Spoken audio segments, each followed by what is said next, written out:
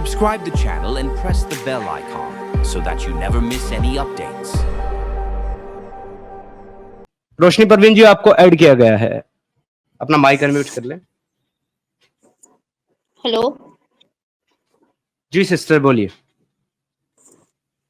जी समीर भाई, मेरा जो मन में जो सवाल है हमको करने दीजिएगा, उसके बाद फिर आप हमको कुछ भी बोलिए, फिर हम भी सुन लेंगे।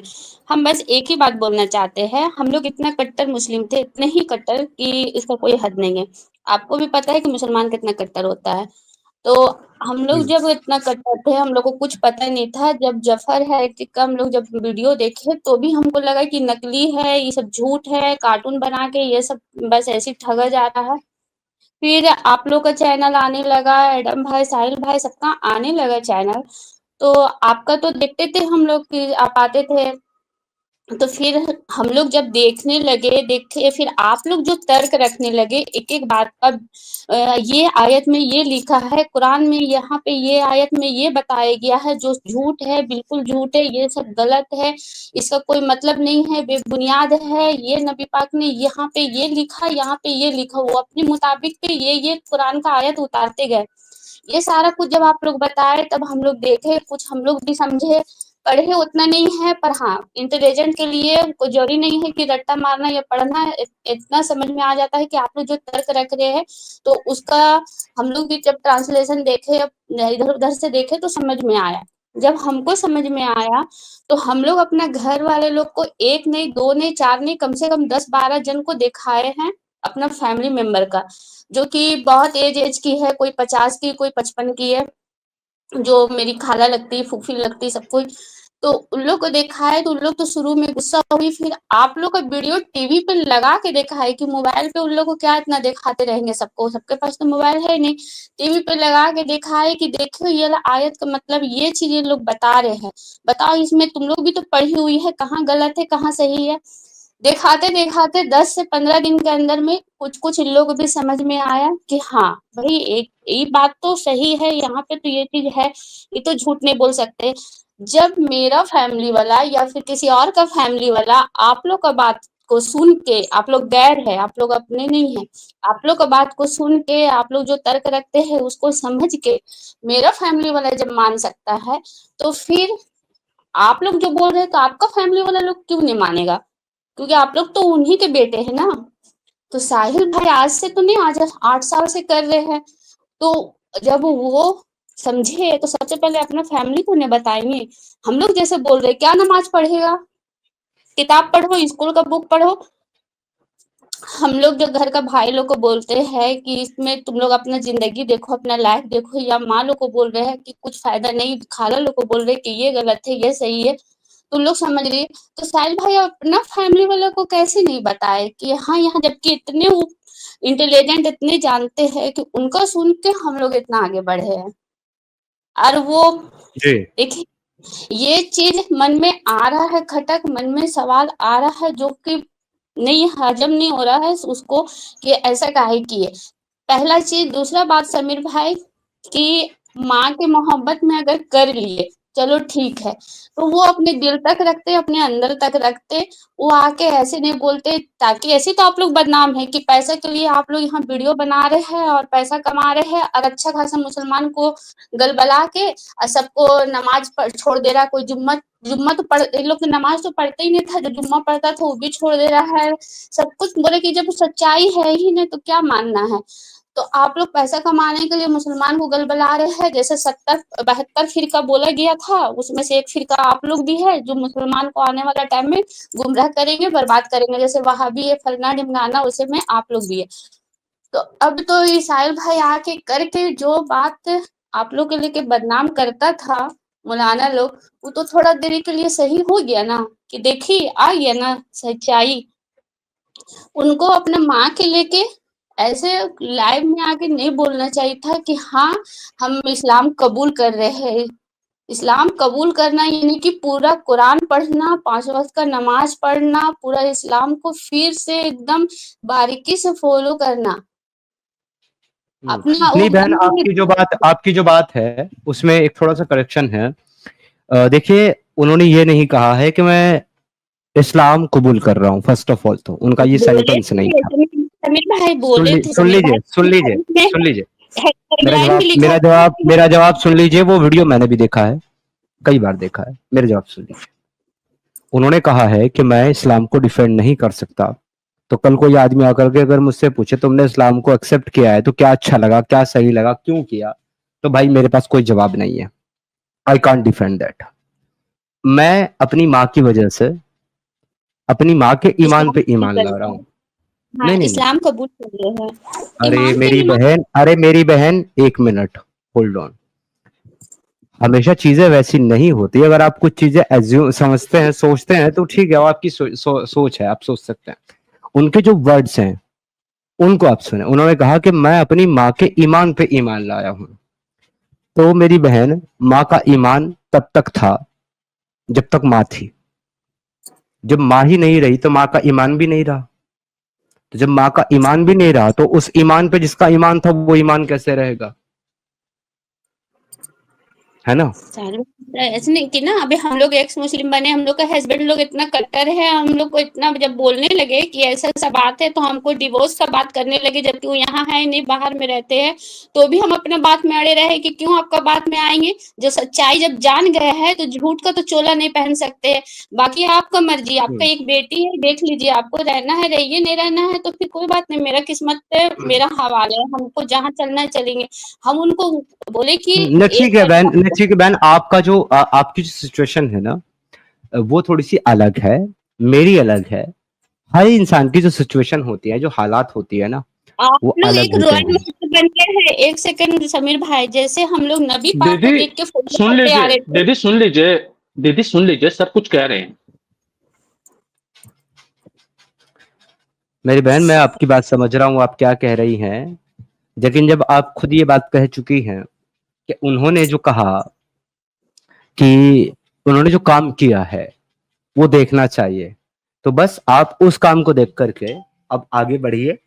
मुझे उम्मीद है कि आगे चल करके वो हमारे साथ वापस रिजॉइन करेंगे और हम इस काम को आगे लेकर के जाएंगे, और लोगों को भी हम आगे गलती आगे जो है ना, करते हैं, इस मोमेंट में, इस नहीं, मुहिम में आप जोड़ेंगे। ऐसे बोलेंगे कि मेरा भी कुछ पर्सनल है इसलिए हम भी छोड़ रहे हैं, इस्लाम कबूल कर रहे हैं, मेरा भी बेटी का सवाल है, किसी का भी सवाल है, तो सब थोड़ी होता है।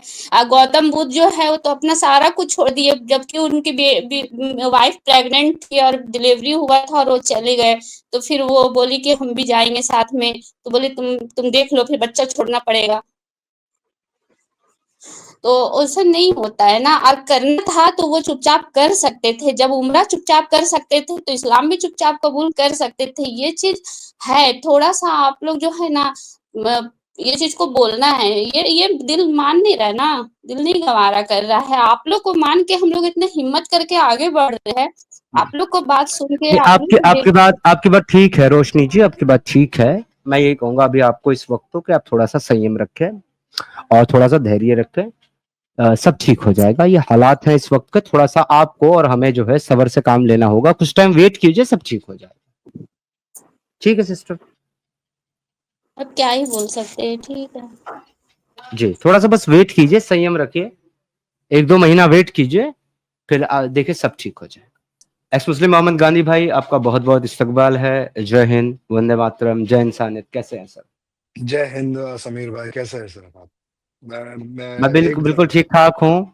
और जैसे मैं हमेशा ही जो है वो एकदम से एक्साइटेड हो जाता हूँ ना सर आपके नाम से, हालांकि मुझे दोनों ही नाम पसंद नहीं है आप लोगों को लेकिन फिर पता भी, है ऐसा? हाँ, लेकिन फिर भी सर लोगों की जो प्रतिक्रिया है ना आपके नाम के प्रति, वो भी कुछ ऐसी है। मोहम्मद गांधी क्या नाम है वो देखिए बहुत ही मतलब बहुत ही पेचीदा नाम है। मुझे भी पहले पसंद नहीं था, नहीं पर नहीं, मेरा इस पर अगर मानना पूछो ना आप, तो मेरे हिसाब से ये ना एक तरह का कॉकटेल है, कॉम्बिनेशन ये हिंदुस्तानी नाम है। ये सिर्फ हिंदुस्तान में ही नाम ये हो सकता है, और ये जी सिर्फ हिंदुस्तान में ही ये नाम को एक्चुअली एक्सेप्ट भी किया जा सकता है। जी। तो यही खूबसूरती है यार। मैं अब कल इंडिया की तरफ निकल रहा हूँ, इसलिए मैंने कहा कि आपसे जरा हेलो हाय कर दूं। एक बार इंडिया की तरफ निकल गया तो मैं बात नहीं कर पाऊंगा इतना। पर समीर भाई, अरे ये वाह! कल की कल की ये चीज जो मैंने देखी साहिल भाई की, जी। उसका आप अगर क्लियर एक्सप्लेनेशन आप यही देखे तो सिर्फ हो क्या रहा है कि वो सिर्फ टेम्पररी उनकी माँ ने उनको ब्लैकमेल किया और उन्होंने अच्छे बच्चे की तरह, जो माओ को कभी कभी बच्चों की तरह रखना पड़ता है, उन्होंने उनकी बात मान ली। Simple straight forward. खुदा ना खास्ता जब भी उनकी माँ वफात होगी नहीं रही या सर वो। नहीं रही, नहीं सर, आज शाम उनका देहांत हो गया। ओह माय गॉड, ओह या अल्लाह। आह, और शायद वो लगता इस है चीज को समझ गए थे कि उनकी माँ के पास समय नहीं है, इसीलिए उन्होंने इतना बोल्ड स्टेप लिया। उनको एक तसल्ली देने के लिए कि भाई तो आप चैन से मरो, क्योंकि उन जी, ये भी है। और दूसरा, आपको मुस्लिम मुआशरे का पता है कि किसी मुर्तद को और किसी मुर्तद के परिवार को वो अपने कब्रिस्तानों में दफन भी नहीं होने नहीं, देते। बहुत बहुत परेशान करते हैं सर ये, बहुत मतलब यही ऑस्ट्रेसाइजेशन के लिए ही लोग छोड़ते नहीं है ना कल्ट को। दे आर अफ्रेड कि उनको उनको उनको दफनाएंगे कहाँ। यही यही सब डर के वजह से लोगों को बांध के रखते हैं ये लोग। अच्छा, बात बहुत क्लियर सी है मोहम्मद गानी भाई, जिसको इजीली हम लोग देख के समझ सकते हैं, लेकिन फिर भी कुछ लोग पता नहीं क्यों नहीं समझना चाहते हैं। हाँ, बहुत सिंपल है ये। अगर आप देखना 2-4 जितना भी टाइम साहिल भाई को लेना है, क्योंकि वो इतना रीजनेबल आदमी है, मैंने उनको इतना सुना है समीर भाई, वो इतना रीजनेबल आदमी है और इतनी ह्यूमिलिटी है।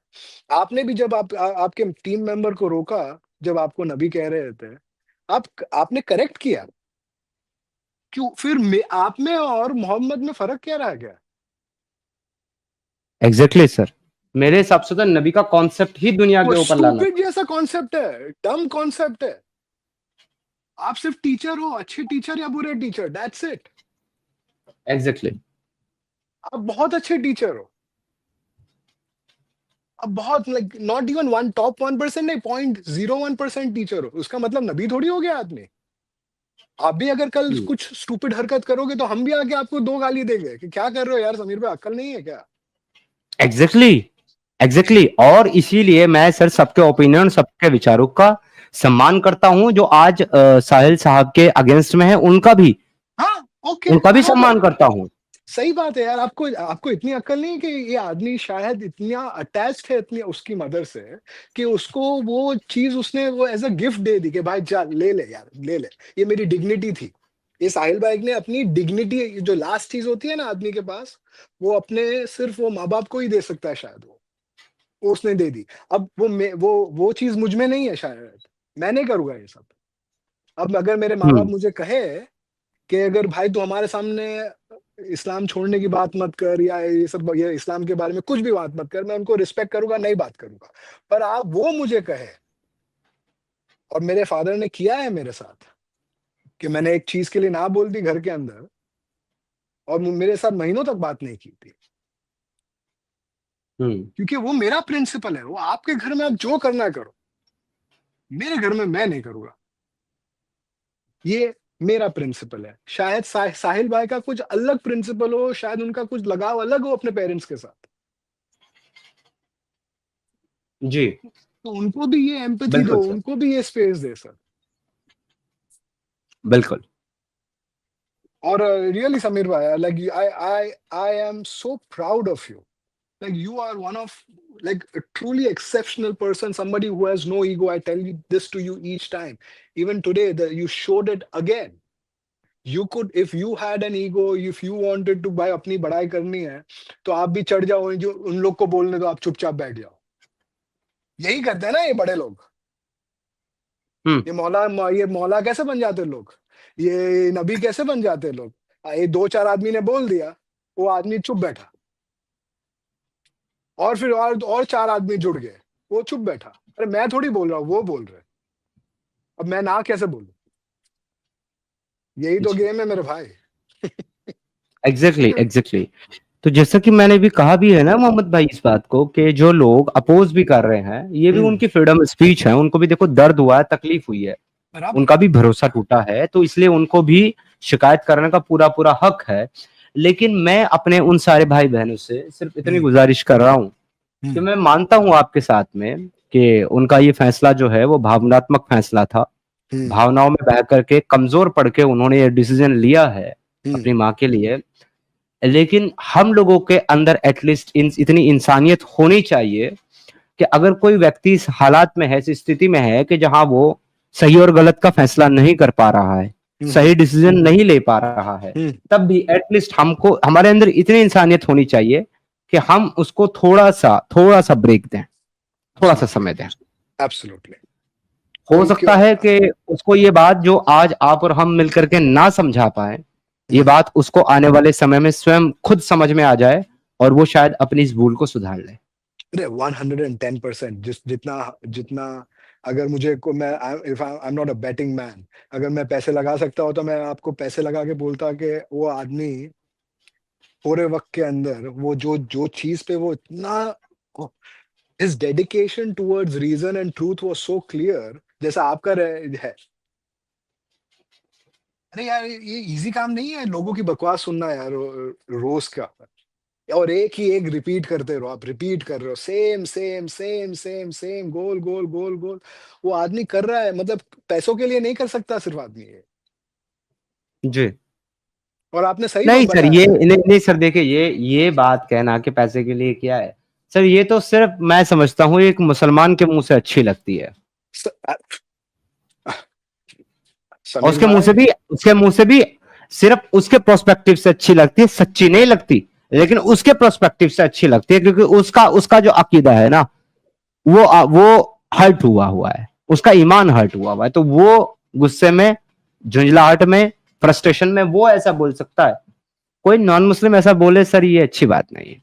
एब्सोल्युटली। और ये प्रिंसिपल्स जो है हमारे, वो सेक्युलर भी, मतलब वो सेक्युलर वर्ड भी इतना लोडेड हो गया है, मतलब you should have your principles evil की इवन कुछ किसी के साथ ज्यादा नहीं, किसी के साथ कम नहीं। वो देखो आदमी को टाइम दो, उसने क्या किया है, आपका कुछ नुकसान किया है, he has done something for explicitly for his mother, give him the space, he will come back to where he was। जी शुक्रिया समीर भाई, बस इतनी बात रखनी थी अच्छा एक भाई है लक्ष्मण लिम्बो साहब, वो कह रहे हैं Sahil is a selfish, he don't think for society's harmony. तो सर देखिए, इस दुनिया के अंदर यही तो सबसे बड़ी खूबसूरती है ना लक्ष्मण साहब, एक इंसान होने की, कि एक इंसान के अंदर 10 अच्छाइयां और 10 बुराइयां दोनों हो सकती हैं। इसीलिए तो हम लोग ह्यूमन हैं। अगर हमारे अंदर सिर्फ बुराइयां होती तो हम लोग तो इंसान रहते ही ना दानव बन जाते, और हमारे अंदर अगर सिर्फ अच्छाइयां होती तो इंसान रहते ही नहीं भगवान बन जाते। इंसान होने के लिए ये जरूरी है कि हमारे अंदर अगर चंद अच्छाइयां हैं तो चंद बुराइयां भी होनी चाहिए, क्योंकि हमारे अंदर रजोगुण, तमोगुण और सतोगुण तीनों हैं, और तीनों समय समय पर अपना असर दिखाते रहते हैं। मैं एक चीज को यहां पर और एग्जाम्पल देकर के बताना चाहता हूं कि महाभारत के जितने भी कैरेक्टर हैं, आप उनमें से मुझे ना तो एक भी कैरेक्टर प्योर ब्लैक दिखा सकते हैं और ना प्योर व्हाइट दिखा सकते हैं। ब्यूटीफुल। वो सारे के सारे ग्रे कैरेक्टर हैं, सारे के सारे।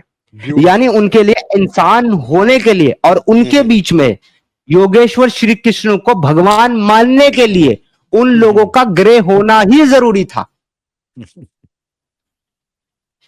अगर वो ग्रे ना होते, अगर उनके अंदर सिर्फ अच्छाइयां होती या बुराइयां होती, तो फिर भगवान श्री कृष्ण भगवान होते ही नहीं, अलग होते ही नहीं। योगेश्वर श्री कृष्ण को योगेश्वर श्री कृष्ण होने के लिए उन सारे कैरेक्टर का ग्रे होना ही जरूरी था। इसलिए किसी भी एक आदमी का नाम लाओ, किसी का भी, इवन दो अर्जुन का ले आओ, जिसको अपना शिष्य बना करके योगेश्वर श्री कृष्ण ने ज्ञान दिया, उनको भी ले आओ, he is also grey character. अच्छाइयां और बुराइयां दोनों। 110% सर, ये अच्छाइयाँ बुराइयां हर आदमी के अंदर है, और आप कोई भी आदमी को पेडेस्टल पे रखोगे और बोलोगे कि भाई ये कुछ रॉन्ग कर ही नहीं सकता, तो आप डिसअपॉइंट ही होने वाले हो। हर किसी, कोई भी आदमी हो, फिर कोई भी आदमी। बिल्कुल। ठीक है मोहम्मद गांधी भाई, अगर आपके पास शुक्रिया समय है सर। तो प्लीज आप पैनल पे रहें, मैं नहीं नहीं सर, आपको बस जाने के लिए नहीं शुक्रिया समीर कहूंगा। भाई। बस जी, मुझे भी इतनी ही बात कहनी थी आपसे। मैं इंशाल्लाह इंडिया में आपसे मुलाकात होगी। बहुत बहुत शुक्रिया सर, जरूर होगी। 14 नवंबर को उत्तराखंड में आइए सर, आप मेरे मेहमान बनेंगे। चले सर, कुछ ना कुछ करेंगे। Take care sir. Thank you so much sir, thank you so much sir, take care.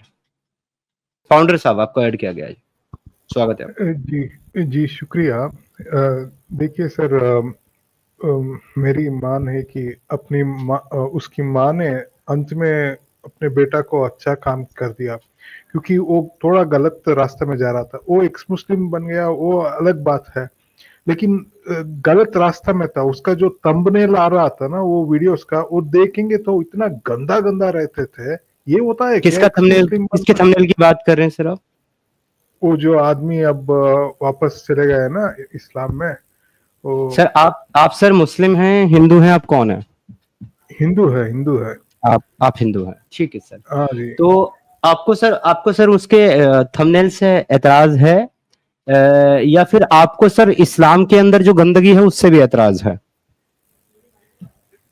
सब है, लेकिन एक इंसान में, देखिए मैं इतना दावा चैनल नहीं, इंसान की हम बाद में बात करेंगे, इंसान की हम बाद में बात करेंगे। एज ए ह्यूमन ही मैं आपसे पूछ रहा हूँ, एज ए ह्यूमन आपने कहा कि उनके थंबनेल गंदे थे, हालांकि आई डोंट थिंक सो, मैंने ऐसा कोई थंबनेल नहीं देखा। आपकी नजर से गुजरा होगा तो आप मुझे दिखाइएगा जरूर कौन सा थंबनेल गंदा था। लेकिन सर, क्या आपको सिर्फ थंबनेल से एतराज है जो कि पोर्ट्रे करते हैं किसी चीज को, किसी इंसिडेंट को या किसी टॉपिक को, या फिर आपको उस इंसिडेंट से भी एतराज है जो इंसिडेंट गलत हुआ? नहीं जी, इंसिडेंट्स में भी गलत हो सकता है। आप जो कह रहा है मुझे समझ में आता है, लेकिन फिर भी ऐसा थंबनेल लगाना वो बिल्कुल ही गलत अरे अरे अरे मैं भाई वो बात आपकी ठीक। अब मुझे सिर्फ इतना बताओ, सपोज करो कि एक बच्ची का किसी व्यक्ति ने उसके साथ दुराचार किया, गलत काम किया उसके साथ, ठीक है। अब न्यूज हेडलाइन बनती है ये, और न्यूज वाले एक व्यक्ति का चेहरा, एक लड़की का चेहरा ब्लर करके उसके चंद थोड़ी थोड़ी जगह से फटे हुए कपड़े के साथ उस एक पिक्चर लगाते हैं। तो आप उस पिक्चर को देख करके कि ओहो एक बच्ची के थोड़े बहुत कपड़े फटे हुए हैं, ये तो अच्छा नहीं है, ये तो बहुत गंदा है, बट आप उसको टारगेट करोगे या फिर आप उसको गलत बोलोगे जो उस लड़की के साथ गलत हुआ है? This is my question sir.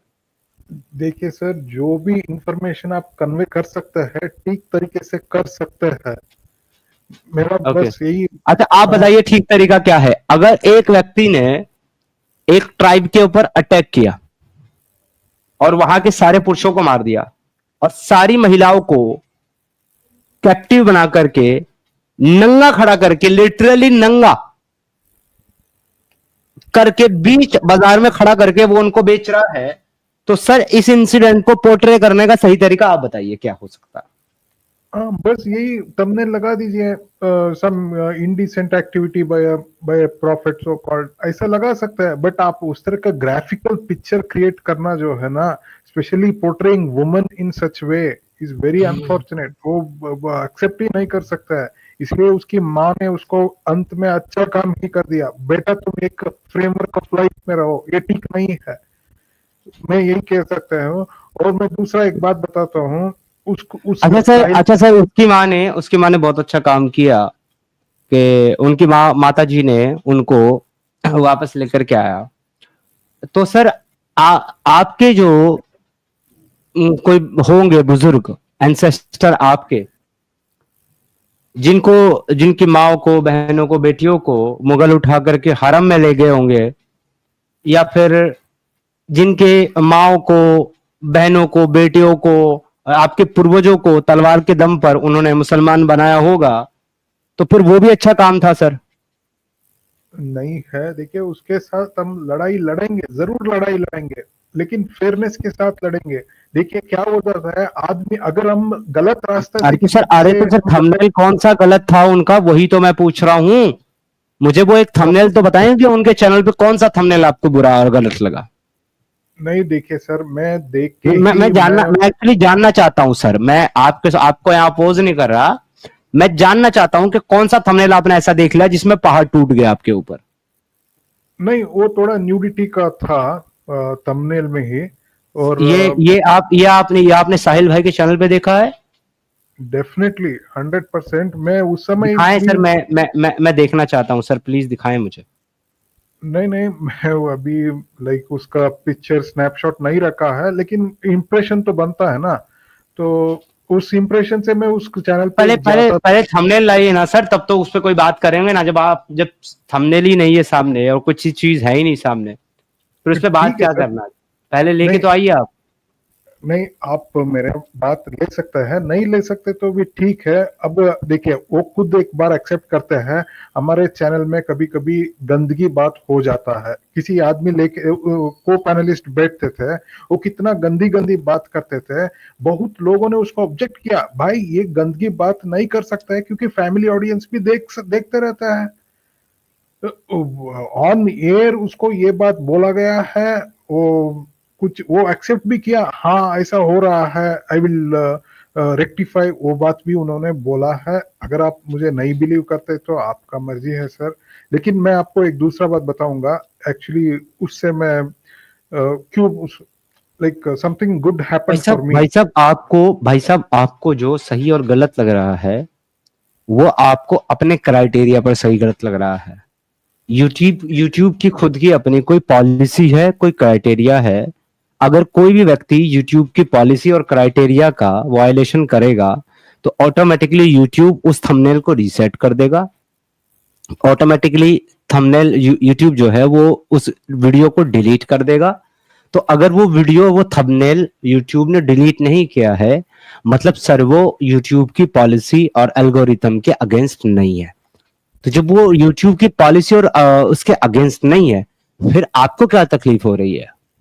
ठीक है, इसीलिए मैं बताया एक डिसेंसी का स्टैंडर्ड्स होता है। यूट्यूब अमेरिकन वाले ने उसको डिसाइड नहीं करता है, हमारा आप एक आदमी को तो इतना डिसेंट बनाना चाहते हैं कि वो तो शब्द भी अपने मुंह से नाप तोल करके निकाले, और दूसरी तरफ वो जो आइडियोलॉजी है, वो जो माइंडसेट है, वो इतना क्रूअल है कि वो महिलाओं को नंगा खड़ा करके बीच बाजार में बेच डाल रहा है।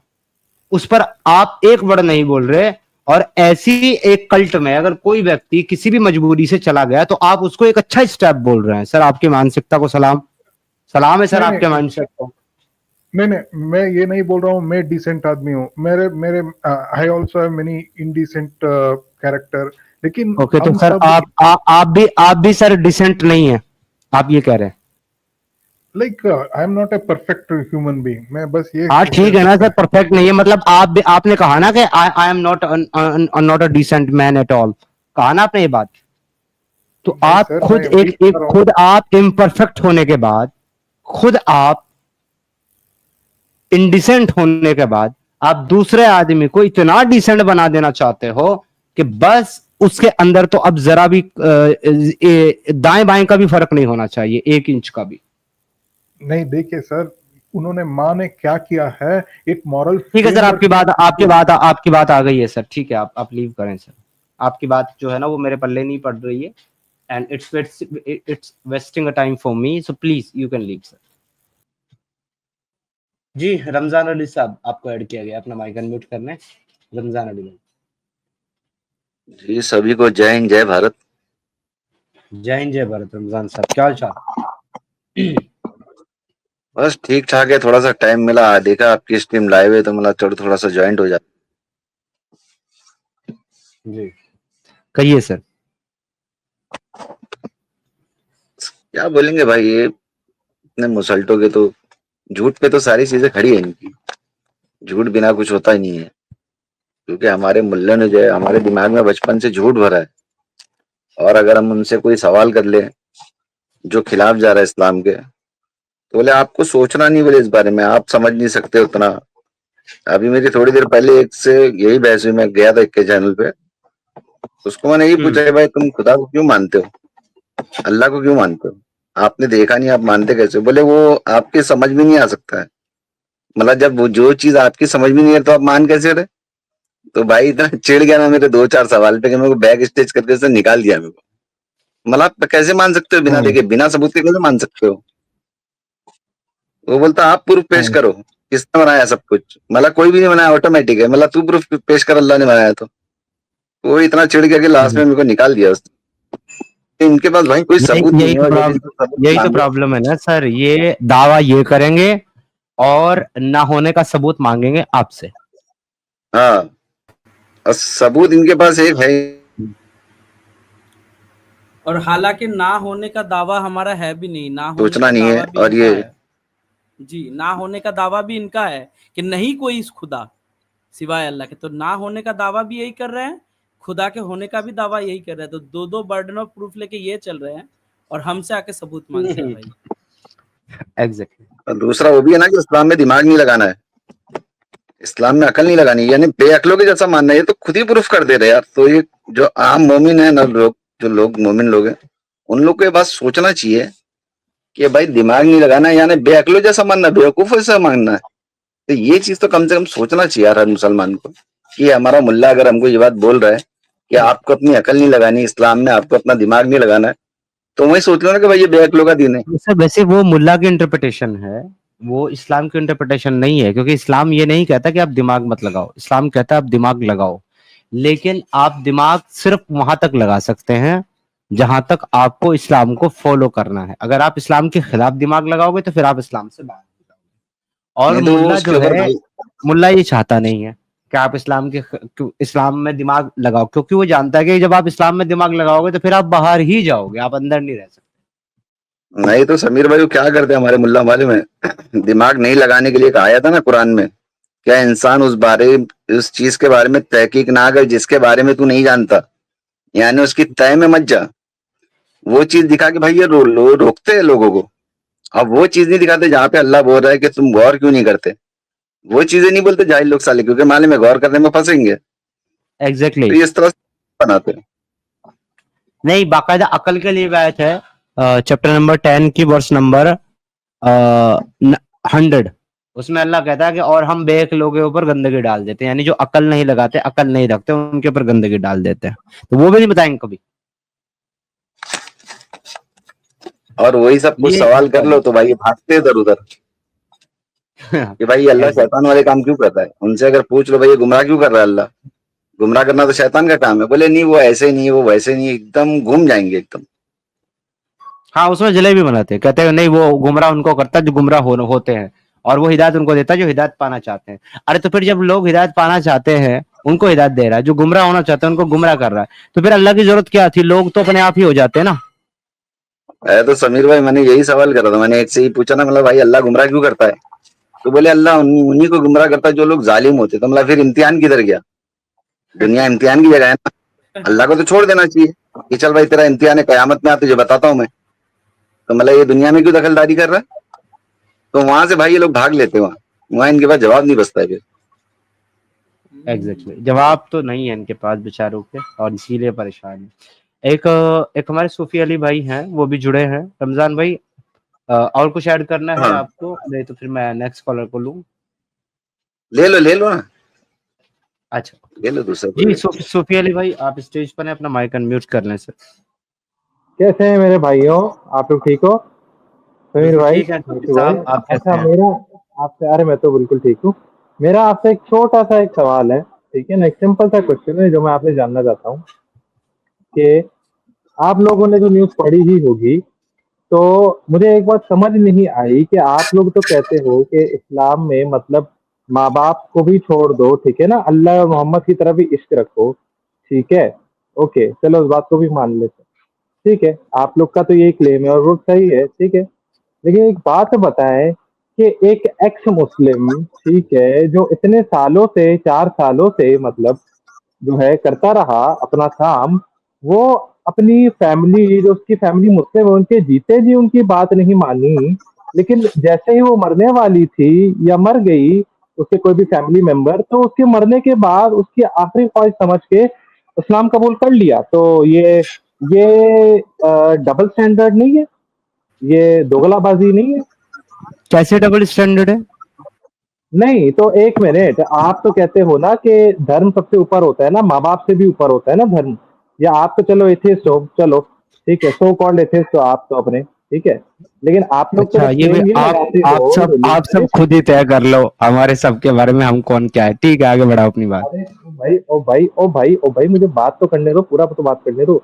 मैं ये कह रहा हूँ ये डबल स्टैंडर्ड इसलिए है क्योंकि आप उनकी पूरे जीते जी अपनी फैमिली की आप उनके ख्वाहिश को सुनते भी नहीं हो, इग्नोर कर देते हो, लेकिन अपनी फैमिली के मरने के बाद जस्ट बिकॉज क्योंकि आपको उनकी प्रॉपर्टी और उनकी जायदाद फ्री मिल रही है, सिंपैथी लेने के लिए आप वो धर्म लोगों को एज अ पब्लिसिटी जो है एक्सेप्ट करवा देते हो कि मैंने कबूल कर लिया है। तो ये तो डबल कॉन्ट्रडिक्शन है आपका कि आप जो ठीक है, है आपकी बात सेम हो गई। आपका है। हाँ बोले बोले बोले बोले बिल्कुल। ठीक है, आपकी बात हो गई तो आप म्यूट लगाएं, मेरा जवाब सुन लें। अरे भाई बोले देखो, आते ही सबसे पहले तो आपने खुद ही कहा है कि इस्लाम में तो सबसे पहले सबसे ऊपर मोहम्मद को मानना है, क्योंकि सर मोहम्मद साहब क्लेम की आपका हदीस। क्लेम है। बीच में मत बोलो, बीच में हम नहीं बोले ना आपके, आपने बात रख ली ना अपनी। अब बीच में मत बोलो और सुनो जवाब दिया जा रहा है, आपको फेवर किया जा रहा है, जवाब दो। तो मोहम्मद साहब की हदीस है कि तुम्हारे माँ बाप, तुम्हारे भाई बहन, तुम्हारे बच्चे और तुम्हारे माल जब तक तुम्हारे नजदीक मेरी मोहब्बत सबसे ज्यादा नहीं होगी तब तक तुम पक्के सच्चे ईमान वाले नहीं हो सकते। तो मोहम्मद को तो सबसे ज्यादा प्यार करना है, माँ से भी ज्यादा, बाप से भी ज्यादा, भाई से भी ज्यादा, बच्चों से भी ज्यादा, हर चीज से ज्यादा। तो ये तो आपका मुसलमानों का एक्ट है। फिर एक आदमी अगर अपने सारे काम से भी ज्यादा अपनी माँ से मोहब्बत करता है तो डेफिनेटली उसने तो फिर इस्लाम को फॉलो नहीं किया, वो तो इस्लाम के अगेंस्ट खड़ा हुआ है, क्योंकि उसने तो अपनी माँ को प्यार किया, अपनी माँ के लिए उसने किया। मोहम्मद के प्यार में, मोहम्मद के इश्क में तो नहीं किया उसने इस्लाम एक्सेप्ट, माँ के लिए किया। तो एक इस तरीके से तो वो इस्लाम से अलग हो जाते हैं। फिर आपने कहा कि मरते हुए इंसान की ख्वाहिश पूरी करने के लिए ऐसा किया, तो ये दोगलापन है। तो जब आपके रसूल अल्लाह मरते हुए अबू तालिब को कह रहे थे कि मेरे कान में कलमा पढ़ लो चचा, मैं गवाही दूंगा कयामत के दिन के आपने इस्लाम कबूल कर लिया था, उसको दोगलापन मानेंगे कि नहीं मानेंगे आप? सूफी अली, तो एक बात बताएं कि अरे जो क्वेश्चन अबू किया गया है तालिब। उसको आंसर करो ना। अरे तो भाई मैं उसका चुप हो जाए, आपसे बात की शट अप। शट अप तू रह बे, शट अप तू रह, ठीक है। Calm down. अच्छा मृत्यु भाई, एक मिनट। देख भाई, बदतमीजी मत करना सूफी अली, यहाँ इस पैनल पे सबको बोलने का हक है, वो मेरे पैनलिस्ट है। अच्छा मृत्यु भाई, उन्होंने सिर्फ आपको इतना कहा, यार एक मिनट रुक जाओ, उन्होंने सिर्फ आपको इतना कहा है कि आपसे जो सवाल पूछा गया आप उसका जवाब दो, तो उसमें आपको इतना भड़कने की और इतना जो है ना चिल्लाने की जरूरत नहीं है। सर अगर आप चाहते हो आपको इज्जत बख्शी जाए तो आपको दूसरों की इज्जत करना आना चाहिए। अगर आप दूसरों को इज्जत नहीं दोगे तो सर आप इज्जत की उम्मीद नहीं करोगे हमसे, ठीक है ना सर? अब आप मुझे बताओ सर, उसको दोगलापन मानते हो कि नहीं मानते जब आपके रसूल अल्लाह ने अबू तालिब को मरते हुए कलमा पेश किया? आपको जवाब हम दे देते हैं। वो जी। इसलिए क्योंकि लेट मी गिव यू, आपने रेफरेंसेस भी पढ़े होंगे कि हजरत अबू तालिब जो थे ना, वो मोहम्मद के जब डिफिकल्ट टाइम्स था ना, ठीक है, तब भी उनके साथ थे, उनके साथ गुजर बसर की। मैं ये नहीं पूछ रहा कब साथ थे कब नहीं थे, ये मुझे फालतू का ना इलॉजिकल आर्गुमेंट मत दो कि वो डिफिकल्ट टाइम में साथ थे। उस इंसान के जिसके बारे में आप बात करने आए हो ना, उनकी माँ जितने डिफिकल्ट टाइम में उनके साथ थी ना, तुम्हारे रसूलुल्लाह के उतना डिफिकल्ट टाइम में अबू तालिब साथ नहीं थे। और अगर थे भी तो तब भी ये बात तो यहाँ सिचुएशन सेम है, क्योंकि जब साहिल साहब ने खुद बताया वीडियो में कि जब वो अपनी माँ के पेट में थे तो उनके पैदा होने से 6 महीने पहले ही उनके वालिद का इंतकाल होगा, किसी ने उनका मर्डर कर दिया, और उनकी माँ ने अकेले सिंगल मदर ने उनको पाला तमाम दुनिया की तकलीफें उठा करके।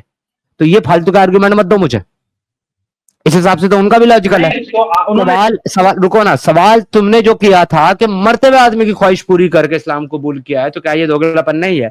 तो तुमसे उसी पे काउंटर सवाल ये पूछा हुआ है, मरते हुए आदमी से कलमा पढ़वा रहा है तुम्हारा नबी, ये दोगलापन है कि नहीं है?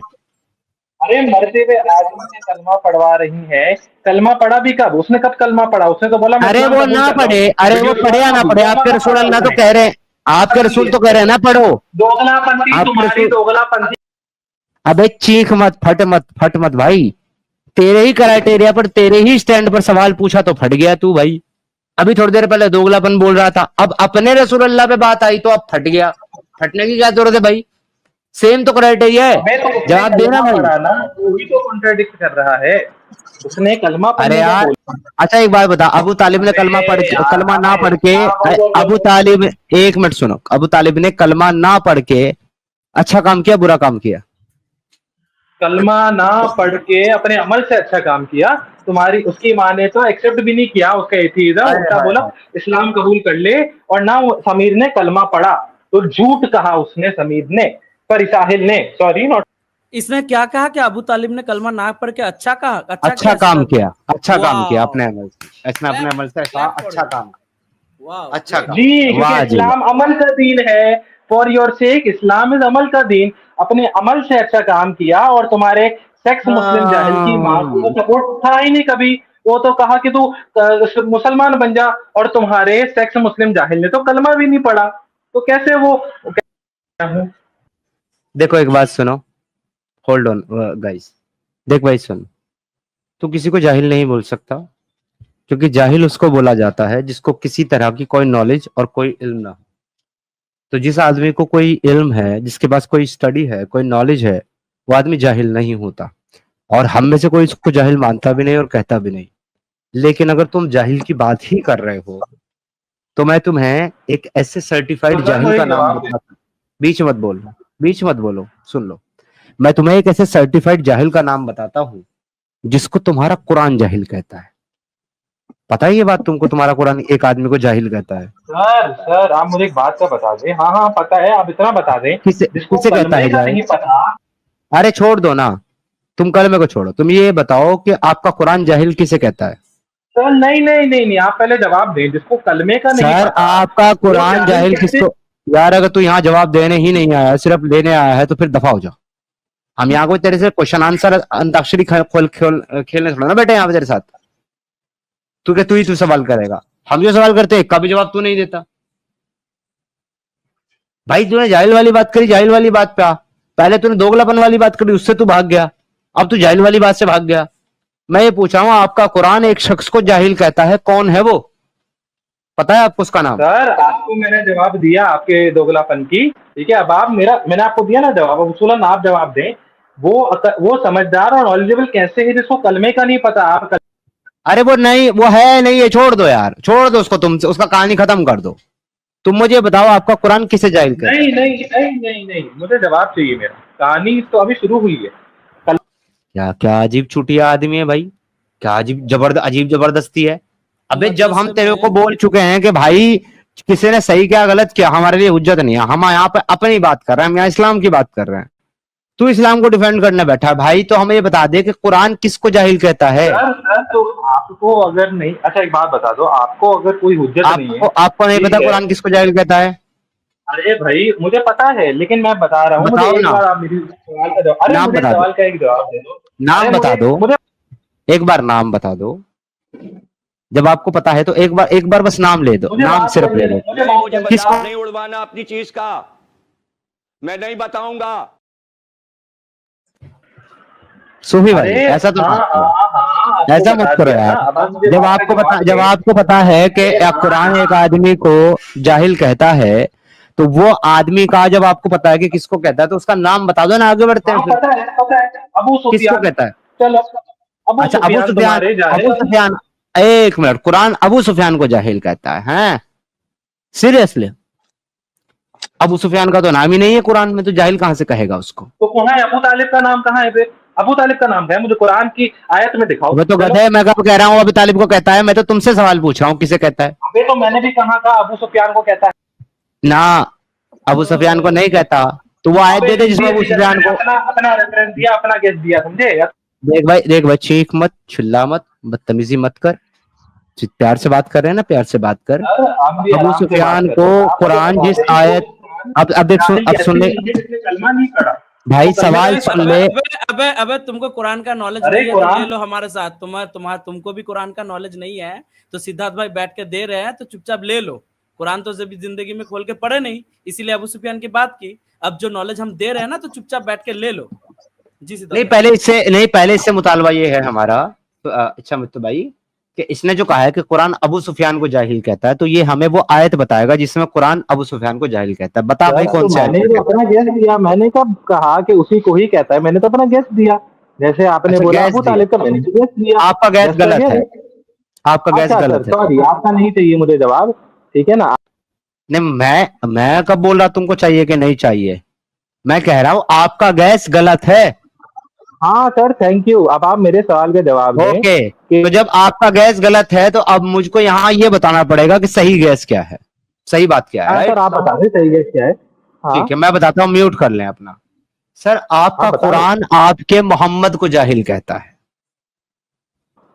बिल्कुल भाई, तो भाई अल्लाह ने ही तो तालीम दी, इस पे क्या गलत है? अल्लाह ने ही सिखाया ना, और तो कलमा ही सिखाया ना पहले पूरी तो बात आप नहीं को। बोले थे कि एक मोहम्मद को हमारे जाहिल कहता है सर। जाहिल पहले को, तो आप एक जाहिल को नहीं पहले तो आप पता, अबू सुफियान को एक बोल रहे मुस्लिम थे को सर। रहा, उसको कलमे का नहीं पता, ठीक है। ऐसे ऐसे लोग तो आते हैं यहाँ बात अबे करने के लिए तुमको कुरान जिनको का नहीं कुछ पता पता ही भाई, नहीं। तुमको अपना इस्लाम के बारे में कुछ नहीं पता, तुम क्या जज बने बैठे हो बे? समीर भाई, हैं? समीर भाई, एक ये सेकंड इतना दीजिए, कलमों के सॉरी बारे में सॉरी, पूछ रहा, जरा चौथा कलमा एक पूछो ना सेकंड भाई से दीजिए, जरा। सॉरी।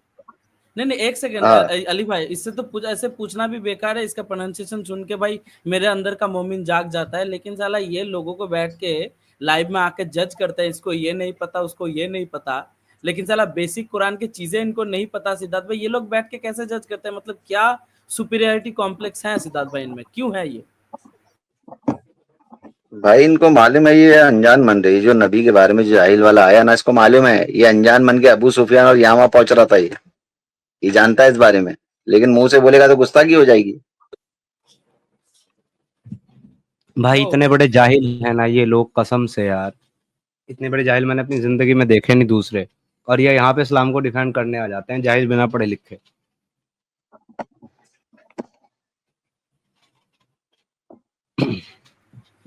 अपना रसूलुल्लाह तो डिफेंड होता नहीं भाई, चले दूसरों पे बात करने भाई।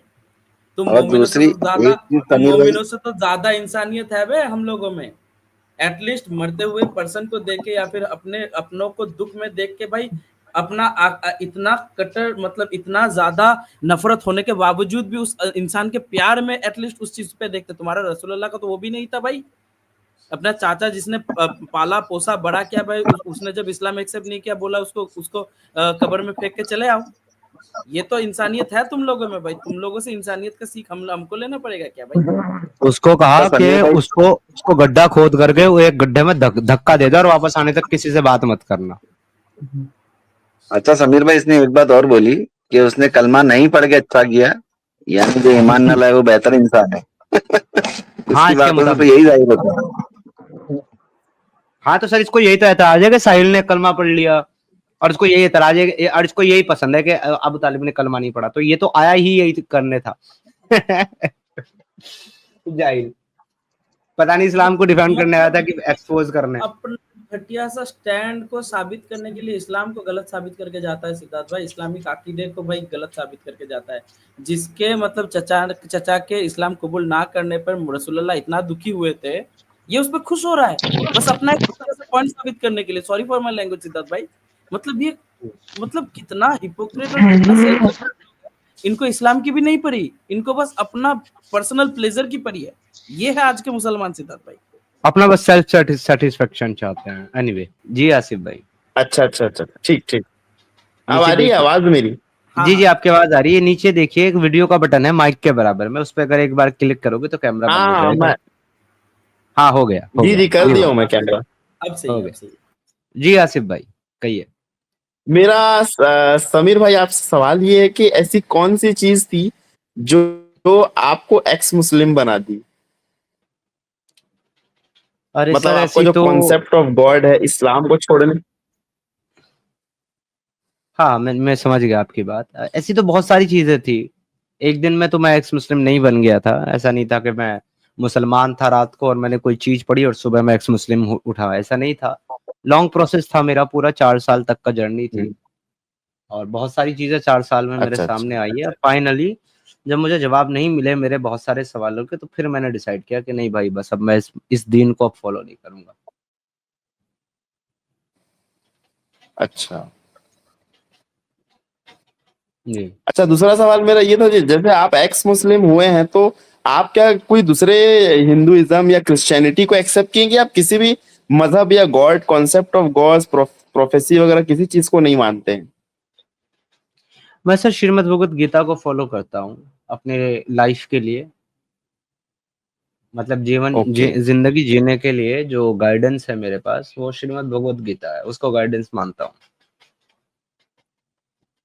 अच्छा।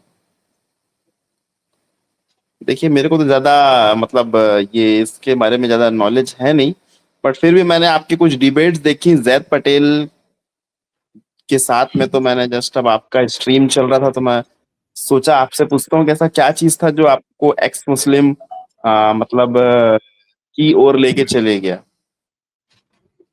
जी, यही बस बहुत सारी चीजें हैं, उन्हीं टॉपिक्स पे बात करते रहते हैं हम लोग। अब तो हमारे पास हजारों सवाल हैं इस्लाम से, लेकिन कभी ऐसा वक्त था जब स्टार्ट हुई थी कि उस वक्त एक हाँ हाँ। सवाल था और फिर बाद में एक ऐसी सिचुएशन जिसके सामने मैं इस्लाम को बिल्कुल बर्दाश्त नहीं कर पाया और कंप्लीटली सरेंडर कर दिया।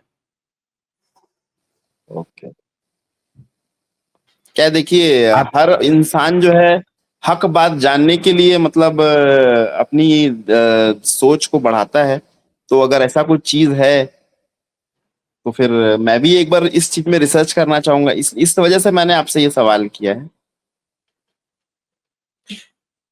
ठीक है, आप बिल्कुल रिसर्च करें, रिसर्च करना आपका हक है, लेकिन आप पहले किस पर रिसर्च करना चाहेंगे, इस्लाम के ऊपर या तो फिर किसी गैर मज़हब के ऊपर? देखिए इस्लाम के ऊपर तो मैं शुरू से मतलब हूँ डे वन से। हाँ ये है कि पहले मतलब मुझे प्रॉपर नॉलेज नहीं था, मैं मतलब इस्लाम में होते हुए भी ऐसी चीजें कर रहा था जो इस्लाम के खिलाफ थी। अब मुझे जब मैंने कुरान और सही हदीस वगैरह का मुतालबा किया तो मुझे चीजों के बारे में मतलब तौहीद और जो सही दीन है वो मुझे पता चला। तो मैं तो इस्लाम से मतलब काफी रिसर्च करके उस चीज को मतलब अच्छे तरीके से उसको मेरे दिमाग में और मेरी दिनचर्या में वो चीज बैठ गई है। अब मुझे बाकी कुछ चीजें समझ में आती नहीं है, मगर फिर भी कुछ ऐसे लोग हैं जो मतलब साइंटिफिक थ्योरी और इस जैसे कि ध्रुव राठी, उनका भी कहना यही है कि मैं किसी रिलीजन पे या गॉड पे वो नहीं करता एतमाद। बट वही मैं जानना चाहता हूँ कि ऐसा क्या रीजन होता है कि जो मतलब उनका जो फेथ है, जो गॉड है, कॉन्सेप्ट ऑफ गॉड है, उस चीज से ही वो मतलब इनकार कर देते हैं। अच्छा देखो मेरे भाई, आपने एक बात कही है, आपने कहा कि मैंने बहुत रिसर्च की इस्लाम के ऊपर, दैट्स व्हाई आई एम मुस्लिम। तो मुझे इस बात जवाब से तो आपके बेहद खुशी हुई है, क्योंकि हम तो चाहते हैं कि ऐसा कोई आदमी एटलीस्ट मुसलमान हमारी स्ट्रीम में आए जिसने कम से कम इस्लाम को भाई जाना हो, समझा हो, पढ़ा हो, और जो एटलीस्ट हमारे किसी सवाल का या एतराज का जवाब भी दे सके, क्योंकि उसके पास मुकम्मल स्टडी है। तो ये तो हमारे लिए खुशी की बात है कि आप आए और आपसे गुफ्तगू भी करेंगे। लेकिन जहाँ तक आपने बात करी है कि भाई हम ये बताएं कि किन वजूहात की वजह से हमने इस्लाम छोड़ा है, क्या कमियां हैं, तो देखिए उसका अहाता करना तो मुश्किल है जो इस्लाम के अंदर कमियां हैं, क्योंकि आज तक हम्म। 1000 से ज्यादा एपिसोड तो मैं बना चुका हूँ और वो 1000 एपिसोड में अलग अलग टॉपिक्स थे, तो उन सब का अच्छा। अहाता करना तो मुश्किल है।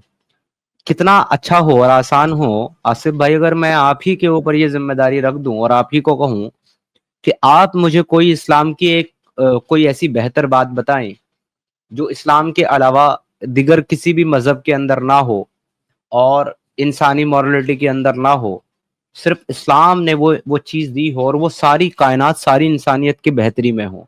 अगर ऐसी कोई चीज आप मुझे पेश कर पाएं तो शायद मैं ये सोचने पे मजबूर हो जाऊं कि बेशक इस्लाम ही सच्चा मजहब हो सकता है, क्योंकि इतनी अच्छी बात तो सिर्फ इस्लाम ही बता रहा है और तो कोई मजहब बताता नहीं है।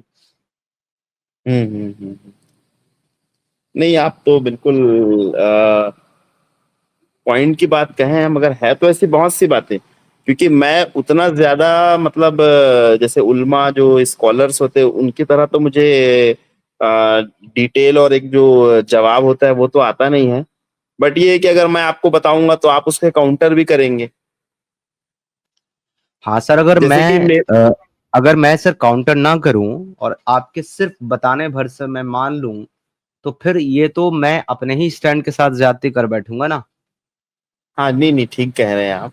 और अगर मैं काउंटर नहीं कर पाता हूं, मैं लाख कोशिश करूं हाँ काउंटर करने की, लेकिन मैं काउंटर कर ही नहीं पा रहा हूं, तो इससे तो और भी ज्यादा फायदे की बात है आपके, क्योंकि फिर ये साबित हो जाएगा ना कि हाँ इस्लाम में वाकई ये बेहतर चीज है जिसको मैं काउंटर नहीं कर पाया, तो लिहाजा मुझे सरखम तस्लीम करना चाहिए।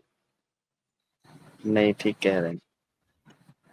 जैसे कि इस्लाम जो है एक एक जो लोग अलग अलग खुदाओं पे यकीन करते हैं, इस्लाम उनको एक जो सुपर पावर है, सुपर बीइंग है, उसका तारुफ कराता है। सबसे बड़ी बात ये, दूसरी बात ये कि इतने सारे अंबिया जो है, इतने सारे एक एक करके पैगंबर इस चले हम दुनिया में लोग, जी जी हम लोग एक एक पॉइंट करके चले। आसिफ भाई, आपने एक पॉइंट दिया है एक खुदा का तस्वुर, उस पे पहले बात कर लेते हाँ, हैं ना। एक खुदा, हाँ सर जुडाइज्म में भी एक खुदा का कॉन्सेप्ट है, क्रिश्चियनिटी में भी एक खुदा का कॉन्सेप्ट है, और सनातन में भी एक खुदा का कॉन्सेप्ट है। तो ये तो इस्लाम का कोई वाहिद ऐसी बात नहीं है जो कहीं और नहीं है। नहीं, बट अगर आप देखेंगे तो जैसे कि अब मैं क्रिश्चियन का ही अगर एक फॉर एग्जांपल लूं, तो क्रिश्चियन जो है एक खुदा की बात तो करते हैं, मगर साथ साथ वो ईसा मसीह जो है, ईसा इब्ने मरियम, उनकी भी इबादत करते हैं। और आप तो क्या एक्स मुस्लिम, आपको पता ही होगा कि अगर आप किसी को दुआ में पुकारते हैं तो वो आप उसकी इबादत कर रहे हैं। तो अगर क्रिश्चियंस जो अगर ये कह रहे हैं कि भाई ईसा मसीह से अगर वो दुआ कर रहे हैं, तो गोया कि वो तो उनकी इबादत दुआ कर। तो आप भी रसूलुल्लाह से करते हैं। आप ही कहते हैं नहीं अल्लाहुम्मा नहीं सल्ली अला मुहम्मदिन व अला आलि मुहम्मदिन कमा सल्लैता अला इब्राहीम व अला आलि इब्राहीम इन्नका हमीदुम मजीद। तो अल्लाह के सिवा मोहम्मद और इब्राहिम का जिक्र आप भी दुआओं में करते हैं सर। नहीं, तो वो दुआ, बल्कि हम तो उल्टा उनके ऊपर अल्लाह की रहमत की दुआ करते हैं कि वो जो मोहम्मद सल्लल्लाहु अलैहि वसल्लम, इब्राहिम अलैहि, उनके लिए हम ये दुआ करते हैं कि अल्लाह इनके ऊपर रहम कर। सेम वही ये जो काम दरूद, सेम वही काम क्रिश्चियन करते हैं सर। वो भी यही कहते नहीं हैं मैंने तो कि हाँ नहीं, जी जी। सुनिए ना, सुनिए, क्रिश्चियन भी सेम काम करते हैं। वो भी कहते हैं यहावे जो कि सुप्रीम खुदा है, सुप्रीम लॉर्ड है, उसकी रहमत अपने बेटे ईसा पर और तमाम बच्चों पर हो। तो वो भी सर यही बात करते हैं। नहीं सर, ये तो मैंने तो उन्हें देखा है कि वो डायरेक्ट जो पवित्र चलिए, आत्मा आपको जो उनको, आपको आपको ट्रिनिटी को शायद लेकर के थोड़ा सा कंफ्यूजन है क्रिश्चियनिटी में, और मैं उसको डिफेंड भी नहीं करूंगा। चले, मैं 1 मिनट के लिए साइड कर देता हूँ क्रिश्चियनिटी को। जुडाइज्म में आ जाए सर। जुडाइज्म में एक ही गॉड है यहावे, उसके अलावा दूसरा कोई नहीं है। हाँ, ये जुडाइज्म का तो खैर आप ठीक कह रहे हैं, और इसका मुझे ज्यादा मतलब मैंने जुडाइज्म के बारे में ज्यादा कुछ वो नहीं किया है, पढ़ा नहीं है। बट इस्लाम में मतलब जैसे कि हमें जो हम कलमा पढ़ते हैं उसमें तो ये लिखा हुआ है ना कि जो आखिरी पैगंबर है, ठीक है, मोहम्मद सल्लल्लाहु अलैहि वसल्लम, उनका जो तस्करा है वो पुराने अंबियाओं में और पुराने सहीफों में भी है कि ये आखिरी नबी जो है आने वाले हैं, इनका तरीका जो है ये फाइनल है। तो वो जो है नहीं, मतलब जुडाइज्म, वो एक, देखिए सुनिए, नबी सल्लल्लाहु अलैहि वसल्लम की बात ही नहीं कर रहे हम लोग, क्योंकि नबी सल्लल्लाहु अलैहि वसल्लम जो है वो नबी हैं, पैगंबर हैं, वो खुदा नहीं है। ठीक है सर, और बात हम सिर्फ खुदा के बारे में हाँ कर रहे हैं। तो जुडाइज्म में भी एक ही खुदा है जिसने अपने बहुत सारे नबी अंबिया भेजे। उसने दाऊद भेजा, उसने मूसा को भेजा, उसने इब्राहिम को भेजा, हाँ उसने नूह को भेजा, उसने शीश को भेजा। तो सर जुडाइज्म में भी एक ही खुदा है। तो अगर इस्लाम के अलावा किसी एक भी मजहब में या आइडियोलॉजी में एक खुदा का तस्वुर मिल जाता है, तो सर इस्लाम एक ऐसा वाहिद अकेला मजहब नहीं बचता जिसमें एक खुदा का तस्वुर है। तो ये आर्ग्यूमेंट तो सर, वो जो मेरा मुतालबा था उसके मुताबिक ये फेल हो गया। दूसरा कोई आर्ग्यूमेंट आप देना चाहे तो। दूसरा आर्ग्यूमेंट मैं आपके सामने ये मतलब इसी टॉपिक से ही रिलेटेड है, बट फिर भी मैं वो बात रखना चाहूंगा आपके सामने कि जैसा कि जितने भी आप अंबियाओं पैगंबरों के नाम लिए, ये सब अलग अलग दिशाओं में, अलग अलग शहरों में, अलग अलग कंट्रीज में आए। सबका पैगाम एक ही था कि एक खुदा की इबादत करो, जो कि इस्लाम हमें बताता है। तो हम इस बात को कैसे डिनाई करें कि भाई उस समय टेक्नोलॉजी इतनी एडवांस नहीं थी कि वो उनको आपस में बात करके बता दे रहे कि तुम इस तरह की बातें करो।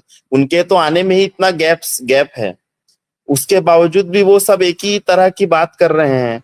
और आखिरी बात ये भी कर रहे हैं कि कयामत आने वाली है। तो ये जो जो चीज हमें जो इस्लाम जो है बता रहा है, मतलब जो हमें कुरान की आयतों से जो मिलती है, तो ये जो है हम मेरा फेथ को बढ़ा देता है कि नहीं, ये तो बिल्कुल अकल जो है यहाँ पे हैरान है कि एक जो है अमेरिका में एक पैगंबर आ रहे हैं, एक यूरोप में आ रहे हैं, एक अलग अलग टाइम पे अलग अलग पीरियड पे आ रहे हैं, और वो जो है एक ही बात कर रहे हैं, एक खुदा के जी तस्वुर की। सर, और वो हमारे बात सर इस्लाम हमारे हमारे देश के जो पहले प्रधानमंत्री थे ना, जवाहरलाल नेहरू साहब, हम्म उन्होंने कहा था हमें भारत को सक्षम और सशक्त देश बनाना है। उसके बाद प्रधानमंत्री बने लाल बहादुर शास्त्री, और उन्होंने भी कहा कि हमको भारत को एक सशक्त और समर्थ देश बनाना है। उसके बाद प्रधानमंत्री बनी इंदिरा गांधी जी, मोरारजी देसाई जी, राजीव गांधी जी, उन सबने भी कहा हमने भारत को सशक्त और समर्थ देश बनाना है। अब हमारे देश के प्रधानमंत्री हैं मोदी जी, उन्होंने भी कहा हमें भारत को एक सक्षम और समर्थ देश बनाना है, शक्तिशाली देश बनाना है। तो सर आपको नहीं लगता कि भारत को खुदा मान लेना चाहिए, क्योंकि सब उसी की तारीफ कर रहे हैं? इसी के नहीं, साथ ये साथ दोनों सिद्धार्थ भाई अलग मैं अलग कनेक्ट चीज कर है ना। दूं, आसिफ भाई इसी के साथ मैं एक चीज कनेक्ट कर दूं। यूएस में बैठे डोनाल्ड ट्रम्प बोल रहे हैं कि उनको यूएस को सशक्त और समर्थ बनाना है। स्वीडन में बैठे प्रेसिडेंट भी वही बात बोल रहे हैं। देखिए अलग अलग देशों में है, हर कोई अलग अलग देशों में है, लेकिन माइंडसेट देखिए कि अपनी देश की तरक्की, राइट आसिफ भाई? ये पॉइंट सिद्धार्थ भाई, और उन्होंने और एक पॉइंट जो हमने मिस किया सिद्धार्थ भाई, सॉरी मैं आपके पॉइंट के बीच में बोला। देखिए नहीं, मैंने मिस नहीं किया, बस मैंने एक शॉर्ट एग्जांपल दे दिया बीच हाँ में। सिद्धार्थ भाई, अच्छा, इसी में 1 मिनट मैं लूंगा। अच्छा मिट्टू भाई 1 मिनट बस। Sure, sure. इसी में एक चीज ये भी है मेरे प्यारे भाई आसिफ भाई, कि बहुत अच्छी बात इन्होंने कही, अच्छा मिट्टू भाई ने, कि हर मुल्क का आदमी यही कह रहा है, लेकिन भारत के सशक्त होने से पूरी दुनिया का कोई फायदा नहीं है। अमेरिका के सशक्त होने से पूरी दुनिया का कोई फायदा नहीं है, सिर्फ अमेरिका का फायदा है। पाकिस्तान के कैपेबल होने से, मजबूत होने से सिर्फ पाकिस्तानियों का फायदा है, दुनिया का कोई फायदा नहीं है। उसी तरीके से एक दिन की दावत देने से, उस दिन के नबी आने से सिर्फ इस्लाम का और उस दिन का फायदा है, पूरी दुनिया का कोई फायदा नहीं है। सर मैंने तो आपसे मुतालबा ही करा था एक ऐसी बात का जिससे पूरी कायनात और पूरी इंसानियत का फायदा हो। जी सिद्धार्थ भाई, इस पॉइंट पे हम आगे बढ़ेंगे, लेकिन दो छोटा सा मतलब थॉट प्रोसेस की वजह से मुझे कहीं ना कहीं लगता है कि इन्होंने कहा कि इसके वजह से मेरा अकीदा बहुत स्ट्रांग है। लेकिन एक चीज देखिए आसिफ भाई, आपने कहा था कि अलग अलग मतलब दुनिया के अलग अलग हिस्से में बहुत सारे नबी आए हैं, राइट आसिफ भाई? आपने ये कहा था ना। जी तो आप हाँ मुझे बस एक बात बताइए कि अफ्रीका में कौन से नबी आए थे, क्या नाम था उन नबी का जो अफ्रीका में उतरे थे? देखिए जो अंबियाओं का जो जिक्र आया है, वो एक मैं एक उदाहरण के तौर पे शॉर्ट करते हैं बात को। देखिए आपको समझ में आएगा, मैं आपको एम्बेरस करने के लिए नहीं पूछ रहा हूँ, एक पॉइंट मेक हो गया यहाँ पे। देखिए अच्छा आप बताइए कि आपको पता है ऑस्ट्रेलिया का जो रीजन है वहां पे ऐसा कोई नबी उतरे थे, ऐसा किसी नबी का नाम आपको मिला? नहीं, ये मैं एक उदाहरण के तौर पे बता रहा था कि अलग अलग जगह पे वो काफी डिस्टेंस में काफी डिफरेंट। सुनिए बात को, मैं आपका पॉइंट समझाऊं तभी बात कर रहा हूँ इस पर। अब देखिए कि हमारे दिमाग में ऐसी चीजें डाले गए हैं कि देखो दुनिया के अलग अलग हिस्से में नबी उतरे। ये बस एक अकीदा का पार्ट है कि एक जो लोगों से देखो दूर होते हुए भी एक ही तरीके के वाक्य कहते नहीं। हमारे को जो मतलब एक्चुअल एविडेंसेस मिलते हैं ज्यादातर ये मिडिल ईस्ट में ही मिलते हैं, राइट सिद्धार्थ भाई? ये रेगिस्तान एरिया में ही नबियों के जिक्र ज्यादातर मिलते हैं, राइट सिद्धार्थ भाई? यहाँ तक मैं सही हूँ? तो यहाँ पे देखिए मेरा पॉइंट ये है कि अब बात आएगी अलग अलग टाइमलाइन की, जो बात कर रहे थे कि अलग अलग टाइमलाइन पे अलग अलग नबी आए। तो देखिए किसी भी एक रीजन का, किसी भी एक जगह का एक आइडियोलॉजी जब रहती है ना, तो वो सेम आइडियोलॉजी थॉट प्रोसेस में रह के ना वो इवॉल्व होती जाती है। आप किसी भी एक देश का आइडियोलॉजी या फिर रिलीजन को देख लो, और बहुत सारे रिलीजन जो उसी देश में बने हैं उनमें ना बहुत सारे सिमिलैरिटीज आपको मिलेंगे। तो ये भी कहीं से ना एक बहुत मतलब रॉकेट साइंस वाली बात नहीं है, क्योंकि वही रिलीजन इवॉल्व होते होते दूसरे रिलीजन में तब्दील हुए हैं। हम इस्लाम के साथ भी वो सेम चीज देखते हैं। तो ये जो दो पॉइंट थे आपके थॉट प्रोसेस को आपको सोचने पे मजबूर कर रहा था कि अलग अलग हिस्सों में नबी आए हैं। पहली बात, वो तो थॉट प्रोसेस आपके दिमाग में डाला गया है। दूसरी बात कि एक ही हिस्से में, दुनिया के एक ही हिस्से में अलग अलग रिलीजन अलग अलग टाइम पे फॉर्म हो सकते हैं, लेकिन उनमें समानता होने के पॉसिबिलिटीज बहुत ज्यादा बढ़ जाती हैं। जी, ये 2 मेरे आंसर थे आपको जो मतलब सोचने पे मजबूर कर रही थी। इस वे में थोड़ा सा सोचिएगा तो आपको नया थॉट प्रोसेस मिल जाएगा। जी सिद्धार्थ भाई, आप आगे कंटिन्यू कीजिए प्लीज। जी। जी आसिफ भाई, तो देखिए हमने बहुत सारे आपको पॉइंट्स दिए हैं, जिससे ये जो आपका पॉइंट्स था इसकी वैलिडेशन भी लगभग खत्म हो जाती है। कोई अच्छा सा पॉइंट दीजिए सोच करके जिसको हम काउंटर ना कर पाए आसिफ भाई, और हम भी सोचने पे मजबूर हो कि हाँ ये तो पॉइंट जो है वो हमारे सारे क्राइटेरिया को फुलफिल करता है। ये भी कि सिर्फ इस्लाम देता है, ये भी कि किसी और मज़हब में नहीं है, ये भी कि पूरी कायनात और पूरी इंसानियत के फायदे का है। जी। अच्छा, अच्छा।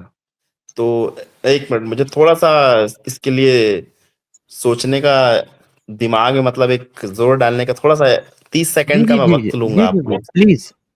नहीं, आप please take your sweet time, आप अपना पूरा टाइम लीजिए, आराम से आप सोचिए और बिल्कुल आप सोच करके, समझ करके बताइएगा और फिर आगे बात करेंगे। टेक योर टाइम आसिफ भाई।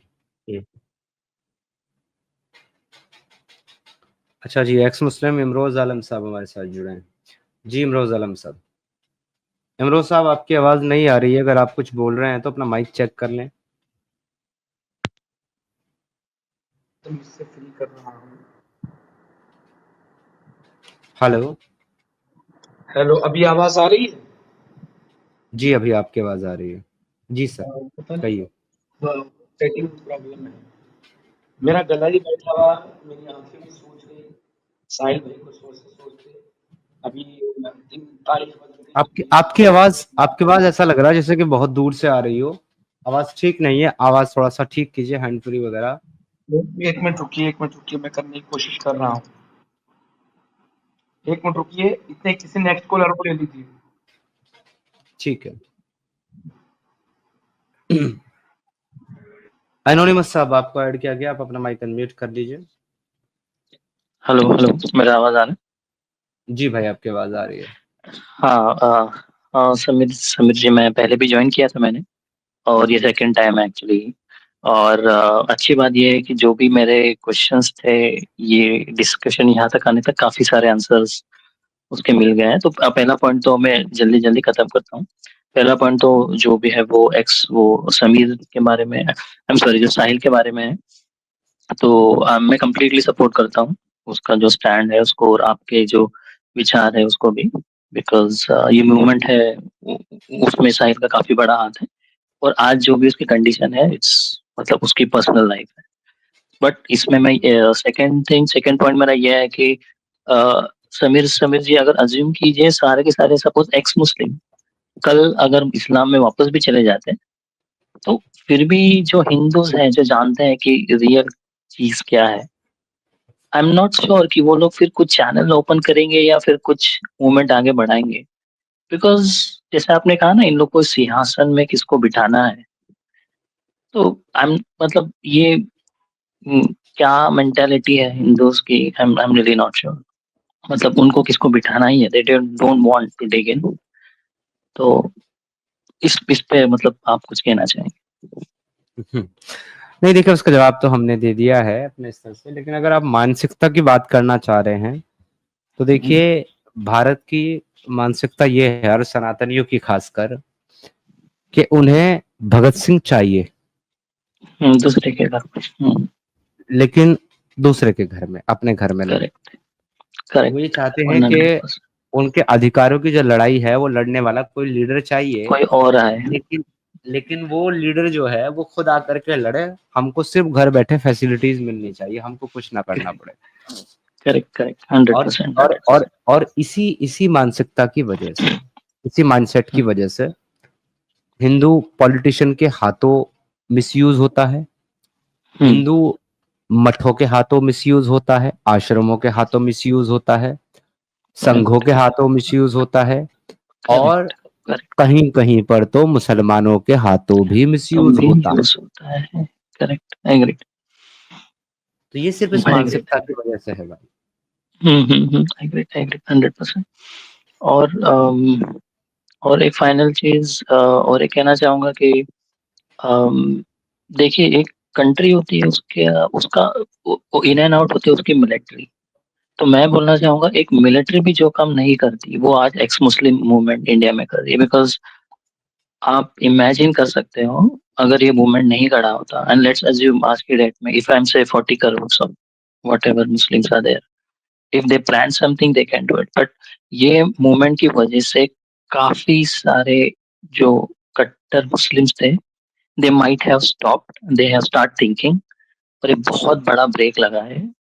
जो भी अनवांटेड चीजें इस कंट्री में हो सकती थी, so it is completely like एक मिलिट्री जो काम करती है, आई वुड से कि मिलिट्री से भी ज्यादा, because we have seen military भी फेल हो जाती है कई जगह पे। सो ये जो आपका मूवमेंट है वो काफी बड़ा है, and everyone should have appreciated that, और आई शुड, मैं तो करता ही हूँ। सो दैट्स इट, या thank you.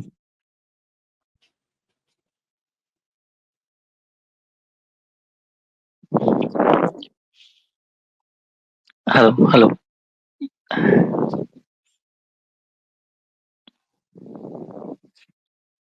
I think Sameer साहब आई आप एम म्यूट नॉट। पे हैं।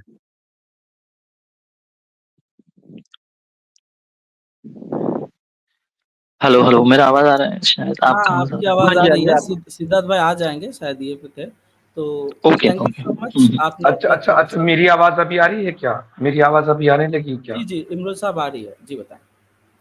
हाँ, वो सेटिंग स्ट्रीम यार्ड की बिगड़ी हुई थी। मैं नॉर्मल उससे कर रहा था, जो कान वाली उससे तो हुई नहीं, ये सेटिंग इस पे हो गई ब्लूटूथ वाली पे। अच्छा देखिए, जो भी हुआ ये ब्लैक डे जो नहीं मनाया जाएगा, समीर भाई की बहुत सारी बातों से मैं सहमत हूँ, और बहुत सी से नहीं भी हूँ तो कोई बात नहीं, लेकिन बहुत सारी ज्यादातर बातों से सहमत हूँ। जो उन्होंने भाई ने बोला कि मूवमेंट किसी एक इंसान की तो है नहीं, सीधी सी बात है ना। और हमारी अब इस मूवमेंट में अब तक वो भी नहीं बनी हुई जिसे बोलते हैं एक संस्था, कि कोई एक फोर्स चला रहा है, अभी तक वो भी नहीं बनी। कोई दाएं भागता कोई बाएं, ये भी सही है, लेकिन जितने भी एक्स मुस्लिम काम कर रहे हैं खुद मालिकाना हक रख के काम कर रहे हैं, चाहे छोटे से छोटा एक्स मुस्लिम हो, समीर हो, चाहे साहिल हो, चाहे एडम हो, या मेरे जैसा तुच्छ प्राणी हो, हम सबके सब एकदम बाय हार्ट ऐसे कर रहे हैं कि मालिक हम ही हैं। ये तो एक चीज है। और साहिल भाई के लिए एक चीज और ये भी है, हाँ उन्हें जाना था तो चुपचाप से निकल जाते, ऐसा बोलते ना। ये भी चीज है। मेरी साहिल भाई से दिन में बातचीत भी हुई। साहिल भाई अभी संकट में है, ये संकट की घड़ी है, ये भी टल जाएगी। हाँ, और मुझे समीर भाई की एक बात बहुत अच्छी लगी, इनको लव यू कहना चाहूंगा। 2-2.5 साल पहले जो गलती हुई थी, जब मैं आज पहली बार जाना इसको, इन्होंने उस पर सॉरी भी बोलना है, तो ये बहुत बहुत अच्छी बात है। इस मूवमेंट को मजबूत करने वाली बात है ना।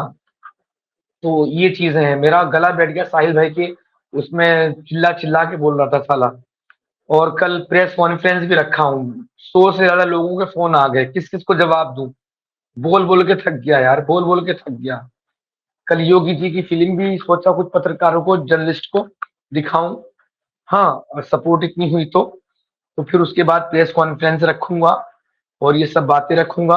बाकी एक चीज जो समीर ने एक और अच्छी बात कही, यार 60 साल की एज में रिटायर्ड भी तो होता है ना इंसान, सरकारी जॉब, चाहे हमारा आर्मी मैन है, वो बुढ़ा हो गया तो क्या तुम उससे अभी भी ये तवक्को रखोगे, ये उम्मीद रखोगे कि वो AK-47 ये राइफल गले में टांग के क्या करे, बाजार जाया कर तो तोप तलवार लेके चला करे? अरे भाई रिटायर्ड भी होते हैं।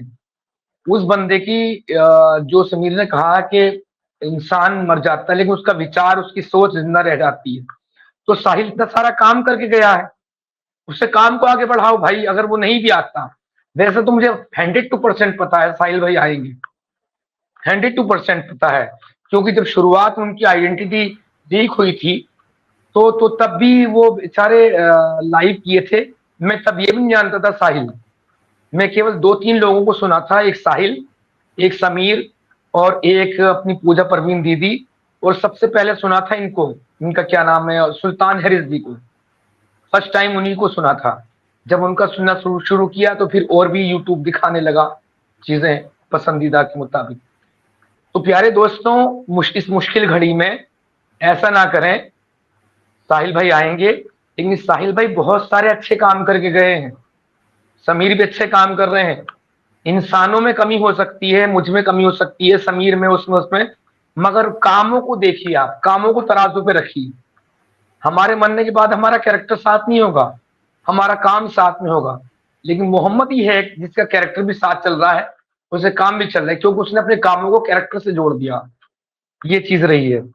अच्छा समीर भाई, आप दिल्ली में हो तो कल प्रेस कॉन्फ्रेंस में आ सकते हैं? पूछना चाहूंगा भाई मेरे। हाँ जी समीर भाई, आवाज आ रही है? अनम्यूट करें।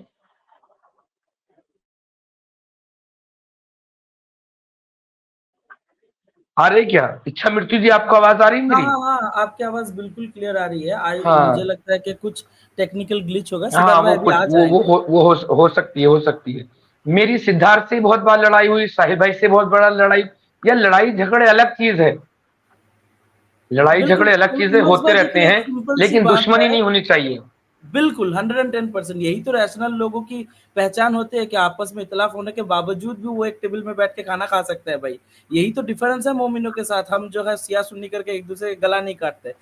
इमरोज भाई, आपके बाद में बस एक ही चीज ऐड करूंगा कि हम एक ऐसे जी जी पर्सन को जी लेकर जी भाई। बात कर रहे हैं जिन्होंने इंडियन एक्स मुस्लिम मूवमेंट में एक अच्छा खासा नींव रखा है, जिनको देख के जो लोग एक्स मुस्लिम बने हैं आज के टाइम में लोग क्या कर रहे हैं भाई, उन्हीं को अरे भाई, वैल्यूएबल को लाखों अधिक लाखों महत्व दे लोग, रहे हैं, समझ लाखों रहे हैं? लोग एक्स जी मुस्लिमों की लाइन लग जाती थी साहिल भाई के चैनल में। तो एडम भाई ने बहुत अच्छा काम किया, साहिल भाई ने भी, जफर हेरेटिक ने भी, अपने जफर भाई ने, और अपने सच वाला जब कुरान वाला हो गए समीर भाई ने भी। और मैं तो काम अच्छा नहीं कर पा रहा। बाकी मैं अपना जब भी धरना प्रदर्शन करता हूँ तो जितने चैनल मुझे याद रहते हैं उन सबका मैं नाम प्रेजेंट जरूर करता हूँ कि ये लोगों को फॉलो करें, और ज्यादा जवाब और ज्यादा जानकारी पाने के लिए आप लोग इनको फॉलो करें। लेकिन एक चीज बताऊं, बिल्कुल ये इमरोज भाई। सोचनी चाहिए हमारी भारत सरकार को। साहिल से मेरी लास्ट बात हुई, बोले डॉक्टर अंकल बुला रहे हैं। मुझे ये पता नहीं, अभी आपके चैनल से शुरुआत से सुना था, माँ का इंतकाल हो गया, मेरी दोपहर में लगभग बात हुई थी। तो जब मैंने पूछा साहिल भाई कोई दिक्कत है क्या, आपको रेस्क्यू कराना पड़ेगा क्या, उन्होंने जी जी कह के फोन कट किया था, और लास्ट के लम्हे में रिकॉर्ड कर लिया था ताकि कोई मुझे झुठला ना सके, है ना।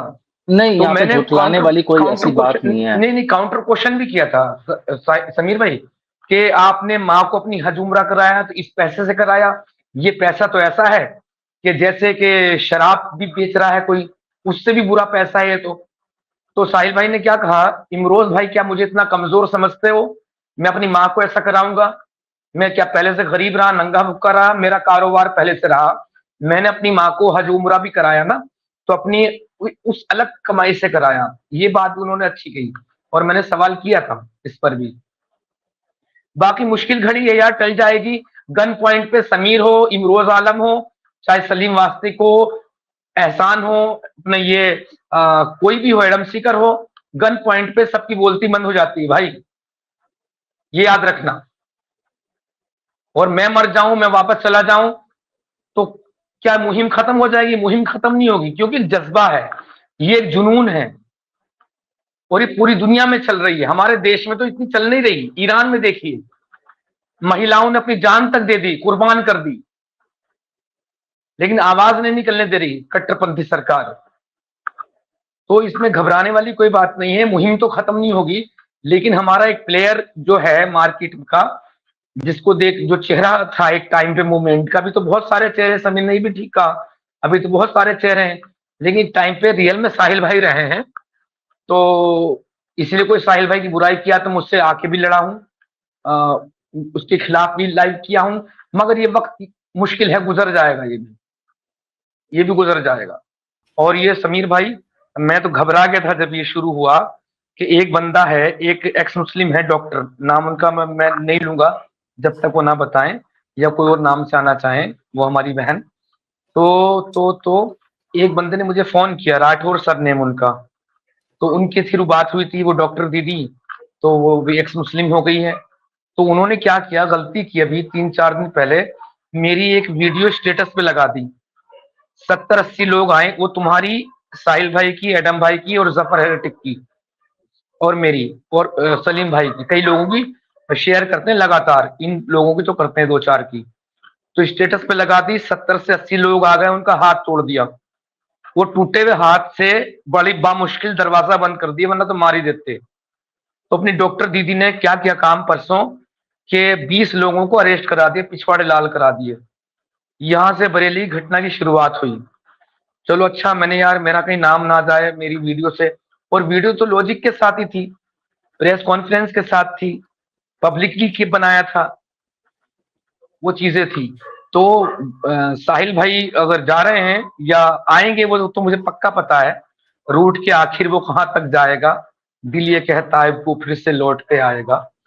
तो ये रोज डे भी है, मोमिनो याद रखना, योगी जी ने पिछवाड़ों पे गुलाब उगा दिए हैं मोमिनों पे। बस यार इतना कहना था, मेरा गला बैठा हुआ है, क्या ही बोलूं, चले लोगों रेस्ट को करें आप। जवाब दे दे के थक गया। चले मैं रेस्ट करता हूं, और सभी को व्यूअर्स को सलाम, नमस्ते, आदाब, प्रणाम, मुझे मौका देने के लिए थैंक यू सो मच। और समीर भाई, लड़ाई झगड़े अपनी जगह पे होते हैं, और जब एकजुटता की बात आए ना, जैसे शिया सुन्नी अलग अलग दिखते हैं, लेकिन जब कुरान पे उंगली रख दो ना, तो सबके सब एक हो जाते हैं साले। तो हमें भी एक ऐसे रहना है, लड़ाई झगड़े कितने भी हों, लेकिन जब उंगली आ गई, किसी एक मुस्लिम पे बात आ गई, तो फिर सबको एक ही होना है। मेरा एक चीज हमेशा से क्लियर था विजन, और आज भी क्लियर है। मेरी पर्सनल जात के ऊपर अगर कोई बात आएगी तो मेरे लिए वो कोई मायने नहीं रखती, मैं उसे कभी सीरियस नहीं लेता। जब मुझे लगेगा कि कोई आदमी इस एक्स मुस्लिम मूवमेंट का नुकसान कर रहा है, जो मुझे मेरे शायद जान से भी ज्यादा प्यारी है, जिसके लिए मैंने बहुत कुछ त्यागा, मैं बार बार बोलना उसको अच्छा नहीं समझता, क्योंकि ये कहना कि मैंने त्याग दिया, इसको भी मैं एक तरह की तारीफ में ही कंसिडर करता हूँ कि ये मैं अपनी तारीफ कर रहा हूँ कि मैंने ये त्याग दिया, मैं इसलिए बार बार उसको कहता नहीं। लेकिन वो जानते हैं लोग क्या त्यागा मैंने, क्या नहीं। लेकिन जब बात इस मोमेंट पे आती है ना, तो तब चीजें जो हैं वो मुझे बहुत हद तक हर्ट करती हैं। और एक ऐसा आदमी हूं मैं, इमरोज साहब, जो किसी के पीठ पीछे ना तो किसी को गाली देना पसंद करता है, ना बुरा बोलना। किसी को अगर गुस्सा भी आ रहा, गाली देनी है तो सामने जाके गाली देनी है, बुरा बोलना है तो सामने बोलना है। तो देखिए, मुझे आपसे पर्सनल जाती तौर पर कोई शिकायत नहीं है, चाहे आप मुझे गाली दें, बुरा भला बोलें, दैट्स योर चॉइस, ऑल, मुझे उससे फर्क नहीं पड़ता। लेकिन जब बात मोमेंट की आती है तो मुझे तकलीफ होती है। और मैं आपकी चंद ऐसी, समीर भाई, मैं मेरी बात मुकम्मल कर लूं, हाँ इमरोज भाई मेरी बात मुकम्मल करूं। आपकी चंद ऐसी गलतियां हैं जिनकी वजह से बेईमान यूनियन को और वो हग्गू को हम एक्स मुस्लिम्स पर, इस एक्स मुस्लिम मूवमेंट पर भौंकने का मौका मिला है। तो डेफिनेटली वो आपकी गलतियां, बड़ी गलतियां हैं, जिनको माफ कर देने का हक मैं समझता हूं कि मेरे पास नहीं है, क्योंकि वो सिर्फ मेरी जात का मसला नहीं है। मेरी जात का जो मसला है उसके लिए तो मैं आपसे कोई नाराज हूं ही नहीं, ना कोई नाराजगी, ना कोई गिला, ना कोई शिकवा। लेकिन जो आपकी बातों से, आपकी बात पूरी हो गई? नहीं, एक मिनट जी, जो आपकी बातों से, आपकी चीजों से, या आपकी जो भी व्हाट्सएवर है प्रॉब्लम जिसके भी साथ, उससे जो नुकसान इस मोमेंट को पहुंचता है, मैं उसको नुकसान मानता हूं, और मैं ये समझता हूं कि मैं अकेला उसके लिए आपको माफ नहीं कर सकता। ठीक है भाई, ठीक है। सुनो, एक मैं सरनेम भी बिगड़ा बोलूंगा, हग्गू ने बिगाड़ा था उसका। एक व्यक्ति है, उसके लिए मैं लाइव भी किया था, लिखा भी था, केवल सर समझने वाले समझ जाएंगे, मैं नाम नहीं लूंगा किसी का। एक चूतड़वेदी नाम का व्यक्ति है, उसने आपकी जो चीजें थी, प्राइवेसी थी, दुनिया में बांट रखी थी, दुनिया भर में बांट रखी थी। मैं कल भी स्टैंड पे अपने क्लियर था, आज भी क्लियर हूँ, और हमेशा क्लियर रहूंगा। देखो भाई, मैं उस पर विषय नहीं कर रहा, मैं लंबी चौड़ी बात नहीं कर रहा हूँ समीर भाई, आपने एक बात कही है। आप अपनी बात रख, एक सेकंड आप अपनी बात रख लेना। मैं बस आपको एक चीज कहूंगा, ठीक है? अब फिर बात जो है ना वही पुराने वाली आ गई है। अब जब बातें होंगी तो फिर बातों से बातें निकलती है, और मैं नहीं चाहता कि फिर से वो पुरानी छींटाकशी शुरू हो जाए। जब तक आप यहाँ पैनल पे बैठे हैं, आप किसी भी व्यक्ति का अगर नाम ना लेना चाहें तो ना लें, लेकिन किसी भी आदमी का गलत नाम मत लेना, जिनके बारे में आप अभी इस वक्त सुन लीजिए सर, Sorry. जिनके बारे में आप अभी बात कर रहे हैं ना, ठीक है, जिनके बारे में आप ये वर्ड बोल रहे हैं, मैं उनका दिल से सम्मान करता हूँ, पूरी तरीके से इज्जत करता हूँ, और प्यारे भाई, मेरे लिए कतई काबिले बर्दाश्त नहीं है कि आप ऐसे शब्द उनको बोलें। चलिए, मैंने कहा किसी नाम से, मैं नाम लिए बगैर बात कर रहा हूँ समीर भाई। आपकी ना लेकर प्राइवेसी के भी जब आपने उन्होंने लिया शेयर ना करनी, प्यारे भाई। सुन लीजिए, अब सुन लीजिए भैया, मेरे बोलने का थोड़ा सा मौका देना चाहते हैं मौका मिलेगा, तो लेकिन आप जो ये बोल रहे हो ना बात कि किसी को कुछ आपके हैं ना। आप जो बोल रहे हो ना कि किसी को कुछ समझ में नहीं आ रहा है, तो भाई देखो, यहाँ पे तो कोई दूध पीते बच्चे और गधे नहीं बैठे कि आप क्या करने की बोलने की कोशिश कर रहे हो, ये समझ में नहीं आ रहा है। तो सीधी सी बात, जब सिद्धार्थ भाई ने बोल दिया, उसको एक्सेप्ट करके आगे बढ़िए, बात रखिए प्लीज। देखो, मैं सिद्धार्थ भाई ने इस बात को शुरू किया, माफ करने की बात नहीं है। एक इंसान की प्राइवेसी किसी की भी लीक मैंने आज तक नहीं की अपनी तरफ से, किसी ने की तो मुल्लों के हाथ लग जाएगी, मुल्ले गुमान करेंगे। तो मैंने इसलिए की थी, अगर हमारे बीच में किसी साथी ने गलती की है तो हमने उस गलती को सामने रखा, बस इतना मकसद रहा और कोई मकसद नहीं रहा। वो सब चीजें नहीं करनी है समीर भाई, मैं बात करने हमारे नहीं आया था, चैनल इन पे। बातों पे बात ही करने नहीं आया था, बातों से बात निकलेगी, आपने बिल्कुल सही हमारे कहा। मैं हमारे इस पर बात हमारे ही करने नहीं आया था, मैं केवल साहिल भाई इमरोज के भाई, लिए आया था। इमरोज भाई, एक सेकंड, मैं अपने टीम मेंबर को कुछ समझा दूं। हमारे चैनल की पॉलिसी है कि हमारे चैनल पे जो भी एक्स मुस्लिम आएगा, हम उसको पूरे सम्मान से बैठाएंगे, पूरे सम्मान इज्जत से उसकी बात करने का मौका देंगे, लेकिन हम लोग पुरानी किसी भी चीज में, झगड़ों में, लफड़ों में नहीं जाएंगे। और मैंने ये बात बहुत क्लियर बोल दी है कि मेरी पर्सनल जात से जुड़ा हुआ जो भी मुद्दा है, चाहे किसी ने मुझे गाली दी, बुरा बोला, व्हाटएवर, मुझे उस पे किसी से कोई नाराजगी नहीं, जब है ही नहीं तो उस पे बात ही नहीं करना। मैंने सिर्फ इतना कहा है कि जब आप पब्लिकली बैठ करके कोई भी ऐसा काम करते हैं, ऐसी बात करते हैं जिससे बेईमान यूनियन को या फिर हग्गू गैंग को मटेरियल मिलता है, कंटेंट मिलता है, तो उस सिचुएशन में आप चाहे मानो या ना मानो, चाहे आप अपने कदम को कितना ही सही ठहराओ, आप उनको कंटेंट देते हो तो आप सर इस मोमेंट का नुकसान करते हो। आप ना मानो, वो आपकी चलिए, मर्जी है, बट आपको ये ऐसा लगता रियलिटी है। है समीर भाई, मैं तो बात ही नहीं करना चाहता था ये सब, ये आपने छेड़ी तो इतनी बात निकल कर आ गई।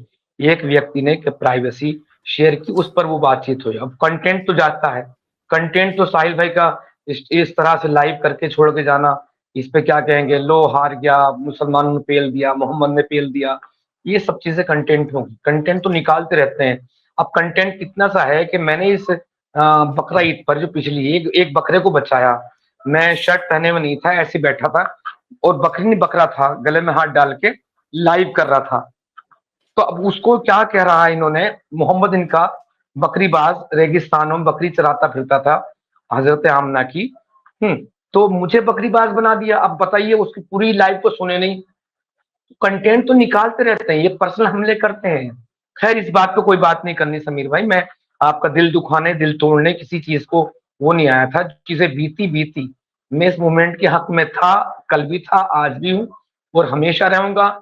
अभी मुझसे बोला नहीं जा रहा, मैं जीने से फिसल गया था, फिसल के बेहोश हो गया था, मेरी पसली वगैरह में बहुत तगड़ी चोट आई हुई है। डॉक्टरों ने दिखा पाया क्योंकि महंगे डॉक्टर भी बहुत महंगे हो गए, सिर्फ पैसे कमाने की दुकान हो गई। तो उस लेवल पे भी काम कर रहा हूँ यार। बाकी देखिए, जंतर मंतर पे किए ये सब चीजें की, मौलाना रशीदी साला पीछे पड़ा हुआ मेरे पागल कुत्तों की तरह से, साजिद रशीदी। अब क्या करें यार भाई मेरे, क्या करें। बाकी जो चीजें हैं, पुरानी कोई बात नहीं करनी। मैंने एक ही बात कही थी, शिया, सुन्नी, बरेलवी, वहाबी सब अलग अलग हैं, और तो कादियानियों को तो मुसलमान नहीं मानते, लेकिन जब कुरान की बात आती है ना, तो सब एकजुट हो जाते हैं। तो यहाँ पर भी एकजुटता ऐसी होनी चाहिए, जब इस्लाम पर, सॉरी, एक एक्स मुस्लिम पर कोई आँच आए तो दुश्मनी भी भूल के ताक में रख के सबको एक साइड होना चाहिए। बस मैं इतना सा पैगाम देने के लिए आया था। मेरी बात कंप्लीट हो गई। ओके जी, ठीक है sir, thank you so much, शुक्रिया थैंक यू आपके सो आने मच के लिए। जी, अपना आपका ख्याल बहुत बहुत रखिएगा। शुक्रिया टाइम देने के लिए। टेक केयर इमरोज साहब, गुड नाइट, टेक केयर, ध्यान रखिए अपना। Okay, good night. इमरोज भाई। Good night. हमारे साथ जी हमारे साथ यहाँ पे रिचर्ड डॉकिंस भाई जुड़े हैं। रिचर्ड डॉकिंस भाई, क्या हाल चाल? जी मैं ठीक हूँ। आप कैसे हैं मृत्यु भाई, समीर भाई, कैसे हैं आप लोग? ठीक हैं? मैं वो सुना था, मैं एक वीडियो मुझे मिली जिसमें जो हमारे एक्स मुस्लिम भाई हैं वो इस्लाम को रिजॉइन कर रहे हैं और ये बात भी मतलब चल रही थी, तो मैं उसी हवाले से थोड़ी सी बात करने आया था। उनके बारे में नहीं बात कर रहा था, लेकिन जो उनके साथ हुआ उस बारे में बात कर रहा था कि समीर भाई, हमारे यहाँ ना जो बड़े सगीर में इंडियन सब कॉन्टिनेंट में जो इस्लामिक प्रैक्टिशनर्स हैं, फॉलोअर्स की बात नहीं कर रहा, फॉलो तो सारे मुसलमान इस्लाम को करते हैं, लेकिन जो प्रैक्टिशनर्स हैं उनमें ना मेनली मेरा ये मानना है कि ख़वातीन ज़्यादा हैं जो इस्लाम को जी। सही मायनों में प्रैक्टिस करती हैं। क्योंकि मैं तो मुसलमानों में रहता हूँ, मुझे बड़ी अच्छी तरह पता है मुसलमानों का। मुसलमानों के जो हमारे मुस्लिम मेन हैं, वो तो इस्लाम के अंदर जो भी चीज़ें मना है वो सारे वो काम करते हैं। शराब भी पीते हैं, प्रोस्टिट्यूशन की तरफ भी जाना है, होमोसेक्सुअलिटी भी है मदरसों के अंदर जो होती है। लेकिन सही मायनों में जो औरतें हैं मुस्लिम, वो इस्लाम को लेके बहुत ज़्यादा सीरियस है और उसको बहुत सही तरीके से प्रैक्टिस करती हैं। और मैं इसी बात पे हैरान हूँ समीर भाई कि जो आइडियोलॉजी अनडाउटेडली औरतों को मर्द के कंपैरेटिवली कमतर रखती है, आधी गवाही मानी जाती है, आधी जायदाद में हिस्सा भी कम है और आधी अकल कहा जाता है, उसके बाद भी जब ये ख़वातीन का इस्लाम को लेके इतना ज़्यादा दिफा करना और इतना ये करना, ये मैं बहुत हैरान होता हूँ देख के कि डिस्पाइट द फैक्ट आपको मर्द के मुकाबले इतना कम रखा जा रहा है और फिर भी आप हम्म। मर्दों से ज़्यादा उसका दिफा कर रही हो। और अभी जो ये हमारे भाई ने रिजॉइन किया है इस्लाम, एक्स मुस्लिम भाई ने, ये भी तो अपनी वालदा की ही वजह से किया है ना। तो ये मैं जी। डिस्कस करना चाह रहा था कि ये औरतों का इस्लाम को लेके इतना ऑब्सेशन क्यों है। मेरा जहां तक ऑब्जर्वेशन है इसके बारे में, वो इसलिए है क्योंकि उनको बचपन से ही जो उनकी अपब्रिंगिंग की जाती है, तो उनके माइंड में जो है वो ये बात पहले से बैठा दी जाती है कि भाई एक मर्द की हत्या की किसी भी वजह से मग़फ़िरत हो सकती है, लेकिन औरत के मामले में ये मसला थोड़ा टेढ़ा है, क्योंकि नबी पाक ने फरमाया कि भाई औरतें जहन्नम में ज़्यादा जाएँगी। एक औरत 4 लोगों को अपने साथ जहन्नम में लेके जाएँगी, उनको जहन्नम में जाने का सबब बनेगी। और अगर एक औरत अपने शौहर को हम-बिस्तरी के लिए मना कर दे तो फरिश्ते लानत मलामत भेजते रहते हैं। अगर एक शौहर अपनी बीवी को तलाक दे दे तो उसको निकाह करना है, दूसरा हलाला करना है, सो एंड सो। अगर वो अपनी मर्ज़ी से तलाक लेना चाहे तो ले नहीं सकती, उसको ये अख्तियार नहीं है। फिर कुरान कहता है कि मर्दों को हमने औरत पे हाकिम बनाया क्योंकि वो अपना माल खर्च करते हैं। तो ये तो हो गई इस्लामी तालीम। और जहाँ तक मुस्लिम मुआशरे की बात है, वो आप बहुत अच्छे से जानते हैं कि छोटी-छोटी 6-6, 7-7 साल की बच्चियों को हिजाब पहनाना, उनको पर्दे में रखना, उनको स्ट्रिक्ट कर देना, उन्हीं के अपने चचेरे, ममेरे, फुफेरे भाइयों से उनको एक तरह का फ़ियर दिखाने लगना, दिलाने लगना, उनको बताने लगना कि ये तुम्हारे लिए महरम है, इनसे दूरियाँ बनाओ, इनसे हँसी-मज़ाक ना करो, सिर्फ़ औरतों में महिलाओं में रहो, औरतों में ही रहो, उन्हीं के साथ जो है ज़्यादातर डिस्क्लोज़ रहो और मुसलमानों के सामने ज़्यादातर बेपर्दा ना हो, ये वगैरह-वगैरह। तो ये अपब्रिंगिंग जो होती है बचपन से ही, और जो माइंडसेट बना दिया जाता है ना, ये कहीं न कहीं उसी का नतीजा है कि वो औरतें जो है ना बेचारी, वो एक तरीके से ना गुलाम बन जाती हैं, पाबंद बन जाती हैं उन जंजीरों की। अब आपने एक एग्ज़ाम्पल के तौर पे आप ये एक ऐसे, मैंने पहले भी एग्ज़ाम्पल दिया था, एक बंदर को देखिए, बंदर के छोटे से बच्चे को, जिसको एक मदारी पकड़ लेता है, तो कुछ दिन तो वो उसको बाँध करके रखता है रस्सी में, फिर वो उसकी रस्सी लंबी कर देता है, ताकि वो घर-घर में घूम सके। फिर उसके बाद जो है ना, ऐसे ही करते-करते, ढील देते-देते, एक दिन अब वो उसकी रस्सी फ्री कर देता है। लेकिन अब वो बंदर जो है, बावजूद इसके कि वो आज़ाद है, उसके गले में कोई रस्सी नहीं, उसके पाँव में कोई बेड़िया नहीं है, फिर भी वो वहाँ से नहीं भागता। क्योंकि उसकी अपब्रिंगिंग, उसका माइंडसेट ऐसा बना दिया जाता है धीरे-धीरे, ट्रेनिंग करके। ये जो औरतें हैं ना इस्लाम में, साहब इनका भी सेम सेम काम है। ये भी अपने मर्दों के सामने जो है एक बंदर की तरह ही हैं, बंदरिया की तरह हैं, और जो इनके मालिक हैं वो हैं मदारी। ये चाह करके भी भले ही वाज़े तौर पर इनके पैरों में बेड़ियां नजर ना आए, लेकिन ना नजर आने वाली बेड़ियां और बंदिशें हमेशा इनके सर के ऊपर है। और फिर एक सबसे बड़ा जो जो इम्पैक्ट पड़ता है कि अगर कोई औरत इस बात का तसव्वुर भी करना चाहे कि मैं ये समाज, ये परिवार, ये घर छोड़ करके निकल जाऊं जहां मेरी आजादी नहीं है, तो फिर उस औरत को ये भी तो खतरा है ना समाज में कि वो अगर जाएगी भी तो अकेले कहाँ जाएगी। एक लड़का जितनी बेबाकी से अपना घर छोड़ करके बाहर निकल जाएगा ये सोच करके कहीं भी चला जाऊंगा, कुछ भी कर लूंगा, कहीं भी रह लूंगा, साहब एक लड़की के लिए ये डिसीजन लेना उतना ईजी नहीं होता, क्योंकि उसको पता है कि सिर्फ घर का ही नहीं बल्कि पूरी सोसाइटी का माइंडसेट क्या है, और वो अपने साथ कुछ अनहोनी घटना होने की वजह से, डर की वजह से वो उसी में पिसती रहती है, कभी फैमिली की वजह से, कभी समाज की वजह से, तो कभी दुनिया की वजह से, कभी शर्म की वजह से, कभी इज्जत की वजह से। ये सब सोच करके वो उसी चक्की के अंदर वहीं के वहीं पिसती रहती है, और चाहे जितनी तकलीफ उठा ले, चाहे जितनी परेशानी उठा ले, लेकिन उसके अंदर से ना वो एक तरीके से अपना डिसीजन लेने की, फ्रीडम की और सेल्फ डिपेंडेंसी की जो चीज है ना वो खत्म कर दी जाती है। तो अब वो चाह करके भी उस तरीके से सोच नहीं सकते। मेरा मानना है ये कुछ ऐसे फैक्ट हैं या कुछ ऐसे रीजंस हैं जिनकी वजह से एक महिला जो है वो पुरुष के मुकाबले, मर्द के मुकाबले इस्लाम में ज्यादा बड़ी ज़ॉम्बी होती है। आप क्या कहते हैं? यस, बिल्कुल, मैं आपकी इस बात से तो मैं एग्री करता हूँ कि जो अपब्रिंगिंग फैक्टर है उसका ही ये इफेक्ट है। लेकिन अपना समीर भाई इसमें दो बातें हैं। एक तो ये कि जो अपब्रिंगिंग मुस्लिम की होती है वो भी औरतों की तरफ से ही ज़्यादा होती है। मतलब जो ये नमाज सिखाना, कुरान पढ़ाना, ये जो बेसिक चीज़ें हैं ये ज़्यादातर तो आपको पता है मुस्लिम हाउस होल्ड्स में औरतें ही करती हैं चीज़ें, क्योंकि मर्द तो काम पे लगा होता है। और दूसरे आपने एक बात की कि यार वो बेघर होने के डर से कि अगर इस वजह से वो इस आइडियोलॉजी के अंदर रहती है। लेकिन समीर साहब मैंने ये देखा है कि जो इंडिपेंडेंट मुस्लिम ख़वातीन हैं, जो जॉब्स करती हैं, बिजनेस करती हैं, वो भी मतलब इस्लाम को दिल से एक्सेप्ट करती हैं। मतलब उसकी हकीकत को जानने के बावजूद भी दिल से एक्सेप्ट कर रही हैं। मतलब आई एम वेरी शॉक्ड कि ये zombies आपने जैसा कहा कि मर्द से बड़ी हैं, यस आई एग्री, मर्द से बड़ी zombie बन गई हैं ये।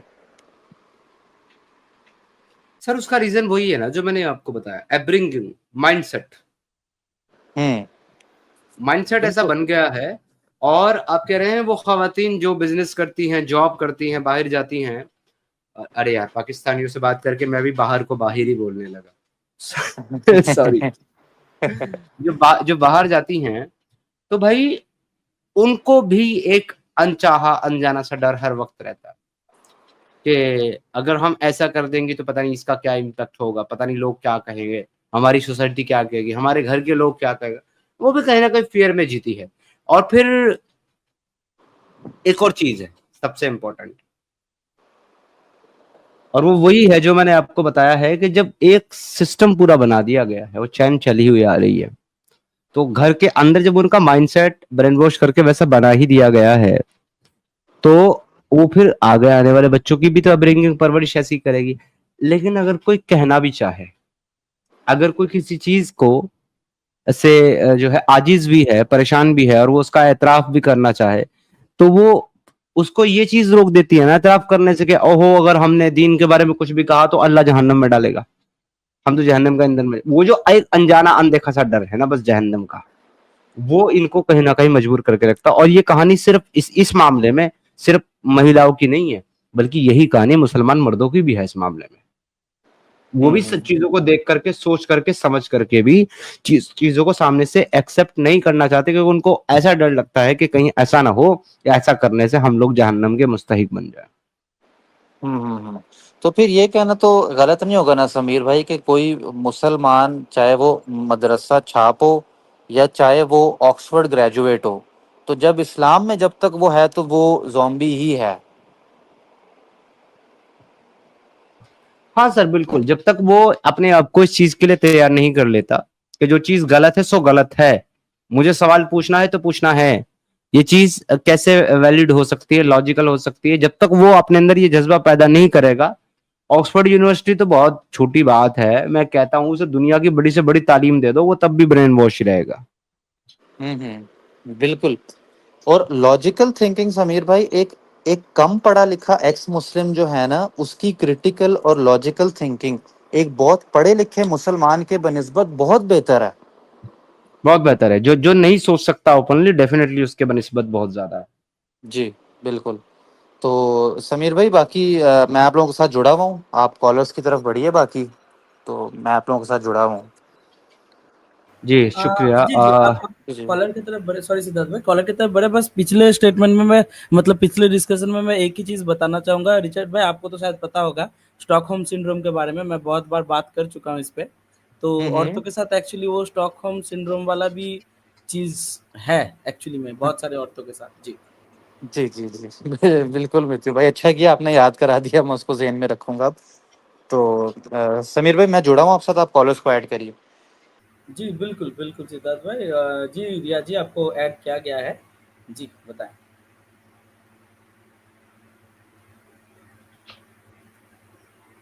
रिया जी अनम्यूट करना पड़ेगा, मुझे लगता है कि आप म्यूट पे बात कर रहे हैं रिया जी। हेलो। जी बताएं। हाय। तो कैसे हेलो हैं आप? हेलो, हम सब बढ़िया हैं, आई होप आप भी अच्छे होंगे। जी जी मैं बताएं। बढ़िया। जी बताएं।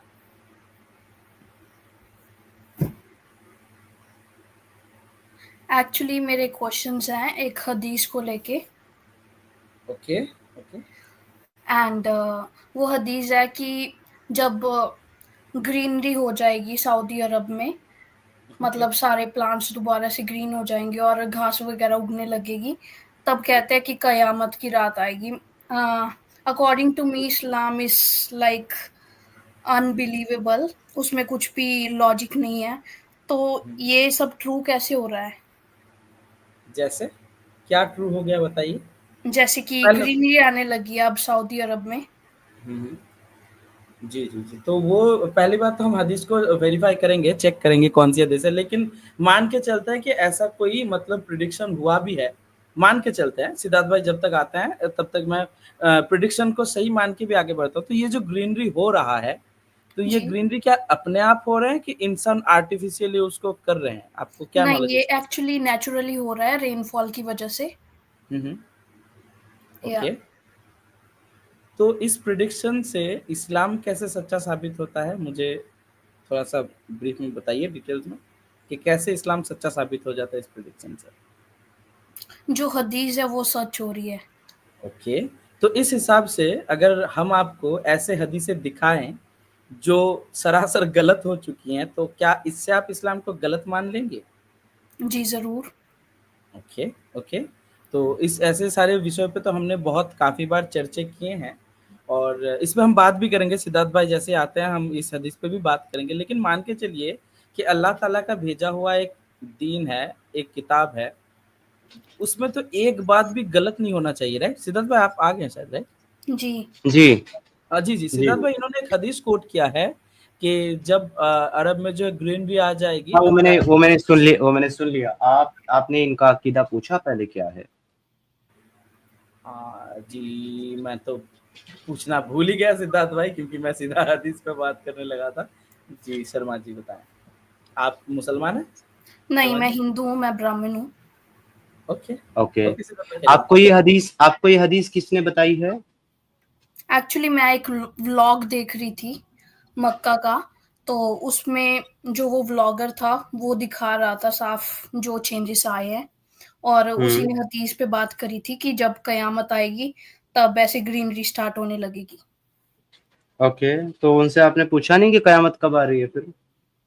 एक्चुअली मैंने जस्ट व्लॉग देखा, एंड मेरे को क्वेश्चन था कि इस्लाम का अभी तक मेरे को नहीं लगता कुछ भी मतलब सच हुआ है जो अब तक लिखा है कुरान में या हदीस में, बट ये जो है मैं ये आपकी जानकारी के लिए बता दूं कि ऐसी कोई हदीस नहीं है,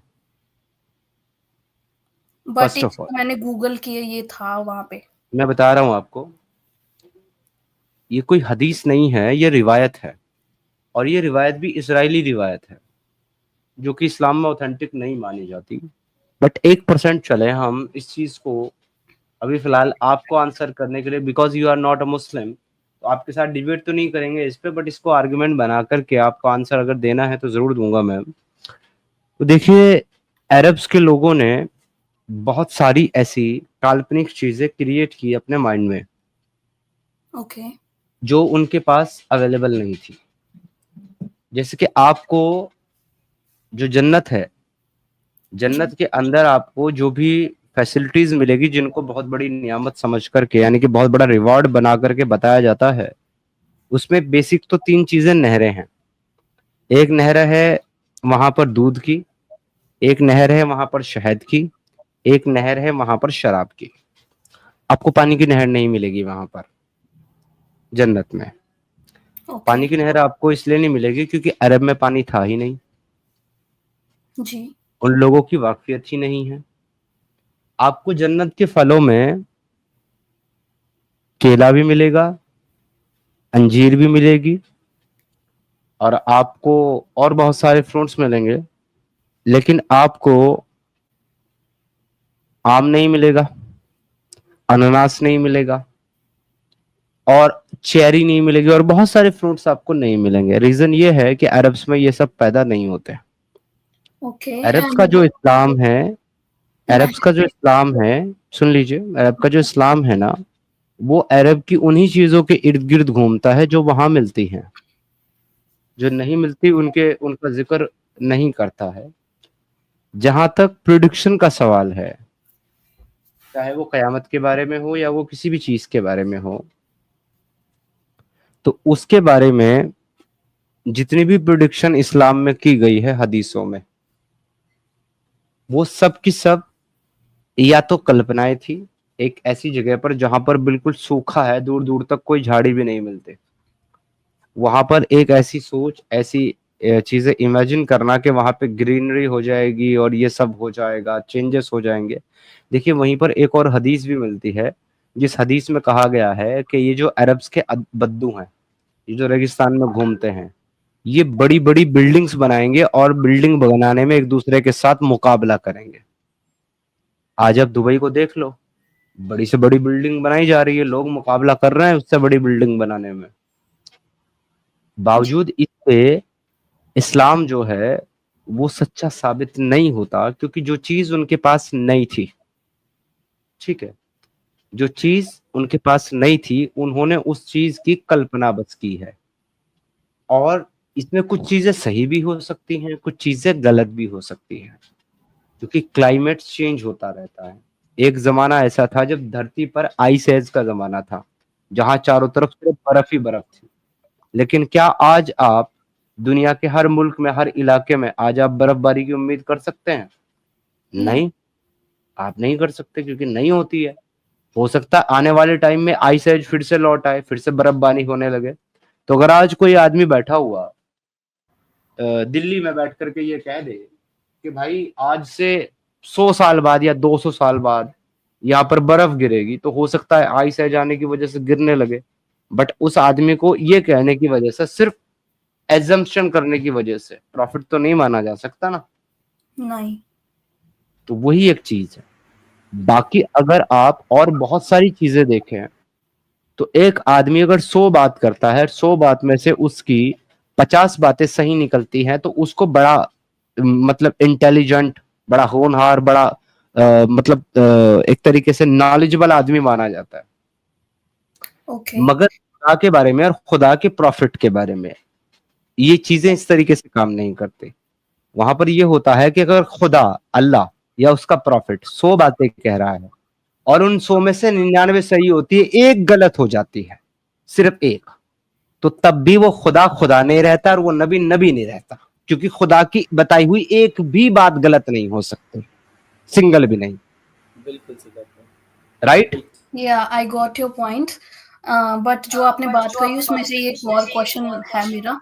जैसे कि आपने बोला कि जन्नत में पानी की नहर नहीं है, तो आबे हयात किस चीज की नहर है? उसके बारे में मैंने सुना है। नहर नहीं है आबे हयात, आबे हयात नहर नहीं है। आबे हयात जो है वो एक अलग चीज है, वो एक ऐसा पानी का चश्मा है, नहर नहीं है, पानी का चश्मा है, जिसमें आदमी को जो है डाला जाएगा यानी कि जब कुछ मुसलमानों को बुरे अमाल करने की वजह से जहन्नम में डाल दिया जाएगा, तो वह वहां पे जल करके जो है ना कोयला हो जाएंगे। अब उनको जहन्नम से निकाला जाएगा, क्योंकि एक मुसलमान हमेशा हमेशा जहन्नम में नहीं रहेगा। वो सिर्फ अपने, अगर गया भी जहन्नम में तो बस इतनी देर रहेगा जितनी देर उसके गुनाह है उसके बराबर सजा भुगतने के लिए। फिर उसको वहां से निकाल करके आबे हयात की चश्मे में डाला जाएगा, उसमें से वो एकदम जो है ना तरोताजा होकर के निकल आएगा, फिर उसको जन्नत में दाखिल कर दिया जाएगा। वो उस पर्पस के लिए। इसके अलावा जो है जिसकी आप बात कर रहे हैं वो हौज़े कौसर है, जिसमें नबी खड़े होंगे और वो मुसलमानों को अपने हाथ से पानी पिलाएंगे हौज़े कौसर पे। तो वो भी हौज है। हौज समझते हो आप? कुआं, वेल। बट जो जारी नहर है जन्नत के अंदर वो 3 ही है, दूध की, शराब की और शहद की। ठीक। अब आते हैं उस पॉइंट्स के ऊपर जिसमें हमने बात की कि एक भी बात गलत नहीं साबित होनी चाहिए। तो अगर प्रिडिक्शन के बारे में बात करते हैं तो देयर आर मल्टीपल थिंग्स जिसमें गलत हुई है नबी की बात। जैसे कि उन्होंने ये कहा कि कबीला दोस्त की जो औरतें हैं, महिलाएं हैं, वो जुल खलासा का तवाफ करेंगी, यानी कि उसके चारों तरफ चक्कर लगाएंगी, परिक्रमा लगाएंगी। और उनके जो बटक्स हैं, पता नहीं ऐसा शब्द कैसे बोल सकता है कोई नबी, बट जो है सो है हदीस में। उनकी जो बटक्स हैं आपस में वो एक दूसरे के साथ टकराएंगे और छिल जाएंगे। तो जब तक ये नहीं होगा तब तक कयामत नहीं आएगी। अब मैं आपकी जानकारी के लिए बता दूं कि जुल खलासा एक ऐसा मकाम था जो इस्लाम के आने से पहले अरब्स के अंदर मौजूद था, और लोग वहां जाकर के, वो एक तरह का मंदिर था, वहां जाकर के लोग अपनी वर्शिप किया करते थे। वो जुल खलासा का मकाम मोहम्मद के जमाने में ही मोहम्मद के साथियों ने तोड़ दिया, खत्म कर दिया, और उसके आसपास जो लोग थे उन सबको जला दिया। और जो कबीला दोस्त है वो उसके आसपास रहने वाला था, उसका भी कोई भी शख्स आज की तारीख में जिंदा नहीं है। औरतें तो छोड़ो, मर्द भी नहीं है जिंदा। तो जब वो मकाम ही नहीं रहा, वो जगह ही नहीं रही जुल खलासा, और वहां की औरतें भी नहीं रही, तो अब आप ये बताओ कि ये इंसिडेंट अब होगा कैसे? कभी भी नहीं होगा। तो फिर अच्छा सिद्धार्थ ये भाई, प्रेडिक्शन अच्छा तो झूठी साबित हो गई। जी बट सिद्धार्थ भाई एक सेकंड, हम क्योंकि वो बात पीछे छूट जाएगा। देखिए आपने आते ही एक चीज यहाँ पे कहा था कि ये बात धीरे धीरे सच्ची हो रही है, राइट? और या मैंने जब पूछा था कि ये ग्रीनरी क्या मतलब ऑटोमेटिक हो रही है, आपने कहा ऑटोमेटिक हो रही है और ये बढ़ रही है, राइट? आपने एक ऐसा क्लेम किया था।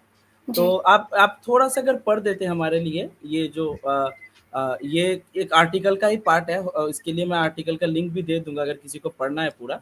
आप बस इतना पढ़ दीजिए जो मैंने यहाँ पे स्क्रीन पे रखा है। No, greenery doesn't grow automatically or consistently in Arab deserts. It primarily emerges temporarily in response to heavy rainfall, which revitalizes dormant seeds. While significant historical evidence points to once much greener Arabia, the current desert environment is arid, and significant efforts are required to create green spaces, including afforestation projects, tree planting, and water conservation techniques like cloud seeding and desalination. हाँ, इस ये बहुत short में, I hope आपको समझ में आ गया होगा। आप एक काम कीजिएगा कि ऐसा कोई भी क्लेम जब करे ना, आपके सामने कोई भी इस तरीके का क्लेम करे, तो आपके हाथ में एक बहुत पावरफुल टूल है जिसका नाम है इंटरनेट, और चैट जीपीटी भी आ गया है। तो आप इनको नहीं, वेरीफाई करें इन चीजों को, ठीक है? एक्चुअली मैंने चेक किया था। ये एक्चुअली बताया था कि रेनफॉल की वजह से जो है फर्स्ट टाइम हुआ है, पहले ऐसा कभी नहीं हुआ। इस बार इतना ज्यादा हैवी रेनफॉल हुआ है जिसकी वजह से इस बार ग्रीनरी मतलब आई है। मैं कुछ बोल सकता हूँ इसमें? हाँ एक सेकंड, उनकी बात कंप्लीट करने दीजिए। नहीं, इनका ही रिप्लाई देने वाला था मैं। हाँ पर बात कर रहे हैं ना हम लोग, एक सेकंड दे दीजिए प्लीज। और वैसे भी वो पढ़ा है ना आपने कि तो वो टेम्परेरी है, वो परमानेंट नहीं है। जी टेम्परेरी है, बट पहले कभी भी देखने को नहीं मिली, तो वो मेरा क्वेश्चन था। हो सकता है कि पहले भी देखने को मिली हो, बट आपके और हमारे नॉलेज में ना हो ना। मैंने आपको यही तो चीज बताई है कि हर चीज तो नोटिस नहीं होती है ना। पर हिस्टोरिकल एविडेंस तो सिद्धार्थ भाई, सॉरी, फिर हिस्टोरिकल एविडेंस तो ये बताता है कि पहले ज्यादा ग्रीनर हुआ करता था। हमने पढ़ा ये चीज तो। जी सिद्धार्थ भाई, सॉरी। जी अब देखिए, आप तो बहुत अच्छे से पढ़ सकती हैं। आप अगर इस हदीस को पढ़ेंगी तो ये हदीस पढ़ करके भी आपको वही बात मिल जाएगी जो मैंने आपको वही यही बताई थी और ये हदीस अपने आप में कह रही है कि जुल्खलासा was the idol of the Dos tribe, which they used to worship in the pre-Islamic period of ignorance. ये हुआ करता था, अब नहीं है. Allah's messenger said, the hour will not be established till the buttocks of the women of the tribe of Dos move while going round Zul Khalasa. अब देखिए एक नबी अगर होगा, थिंक अबाउट इट, एक नबी अगर होगा तो क्या वो इतनी घटिया बात करेगा? सोचिए, थिंक अबाउट इट. ये कौन से नबी की बात है? मोहम्मद? हाँ, एक ही नबी की हदीस मिलती है इस्लाम में और वो नबी मोहम्मद है. मोहम्मद के एक्चुअली मैं ऑलरेडी अगेंस्ट हूँ. जब से मेरे को पता चला कि उसने आयशा से 6 इयर्स की एज में शादी की थी, तब से मेरे को मतलब उसके रिगार्डिंग तो कुछ जानना ही नहीं है. आप जो हदीस लेके आई है ना, अनफॉर्चुनेटली वो भी मोहम्मद की ही है. ओके. क्योंकि इस्लाम में हदीसें होती जितनी भी हैं वो है ही सारी मोहम्मद की. पिछले कोई नबी की हदीस इस्लाम में नहीं है. ओके. एंड मेरा एक और क्वेश्चन था, कयामत वर्ड से क्या रेफर होता है? इस्लाम के अंदर तो एक ऐसी सिचुएशन है जहां पर दुनिया और आसमान और ये सब चीजें खत्म हो जाएंगी कयामत के दिन. तो द डे ऑफ रिजरेक्शन कह सकती हैं आप उसको.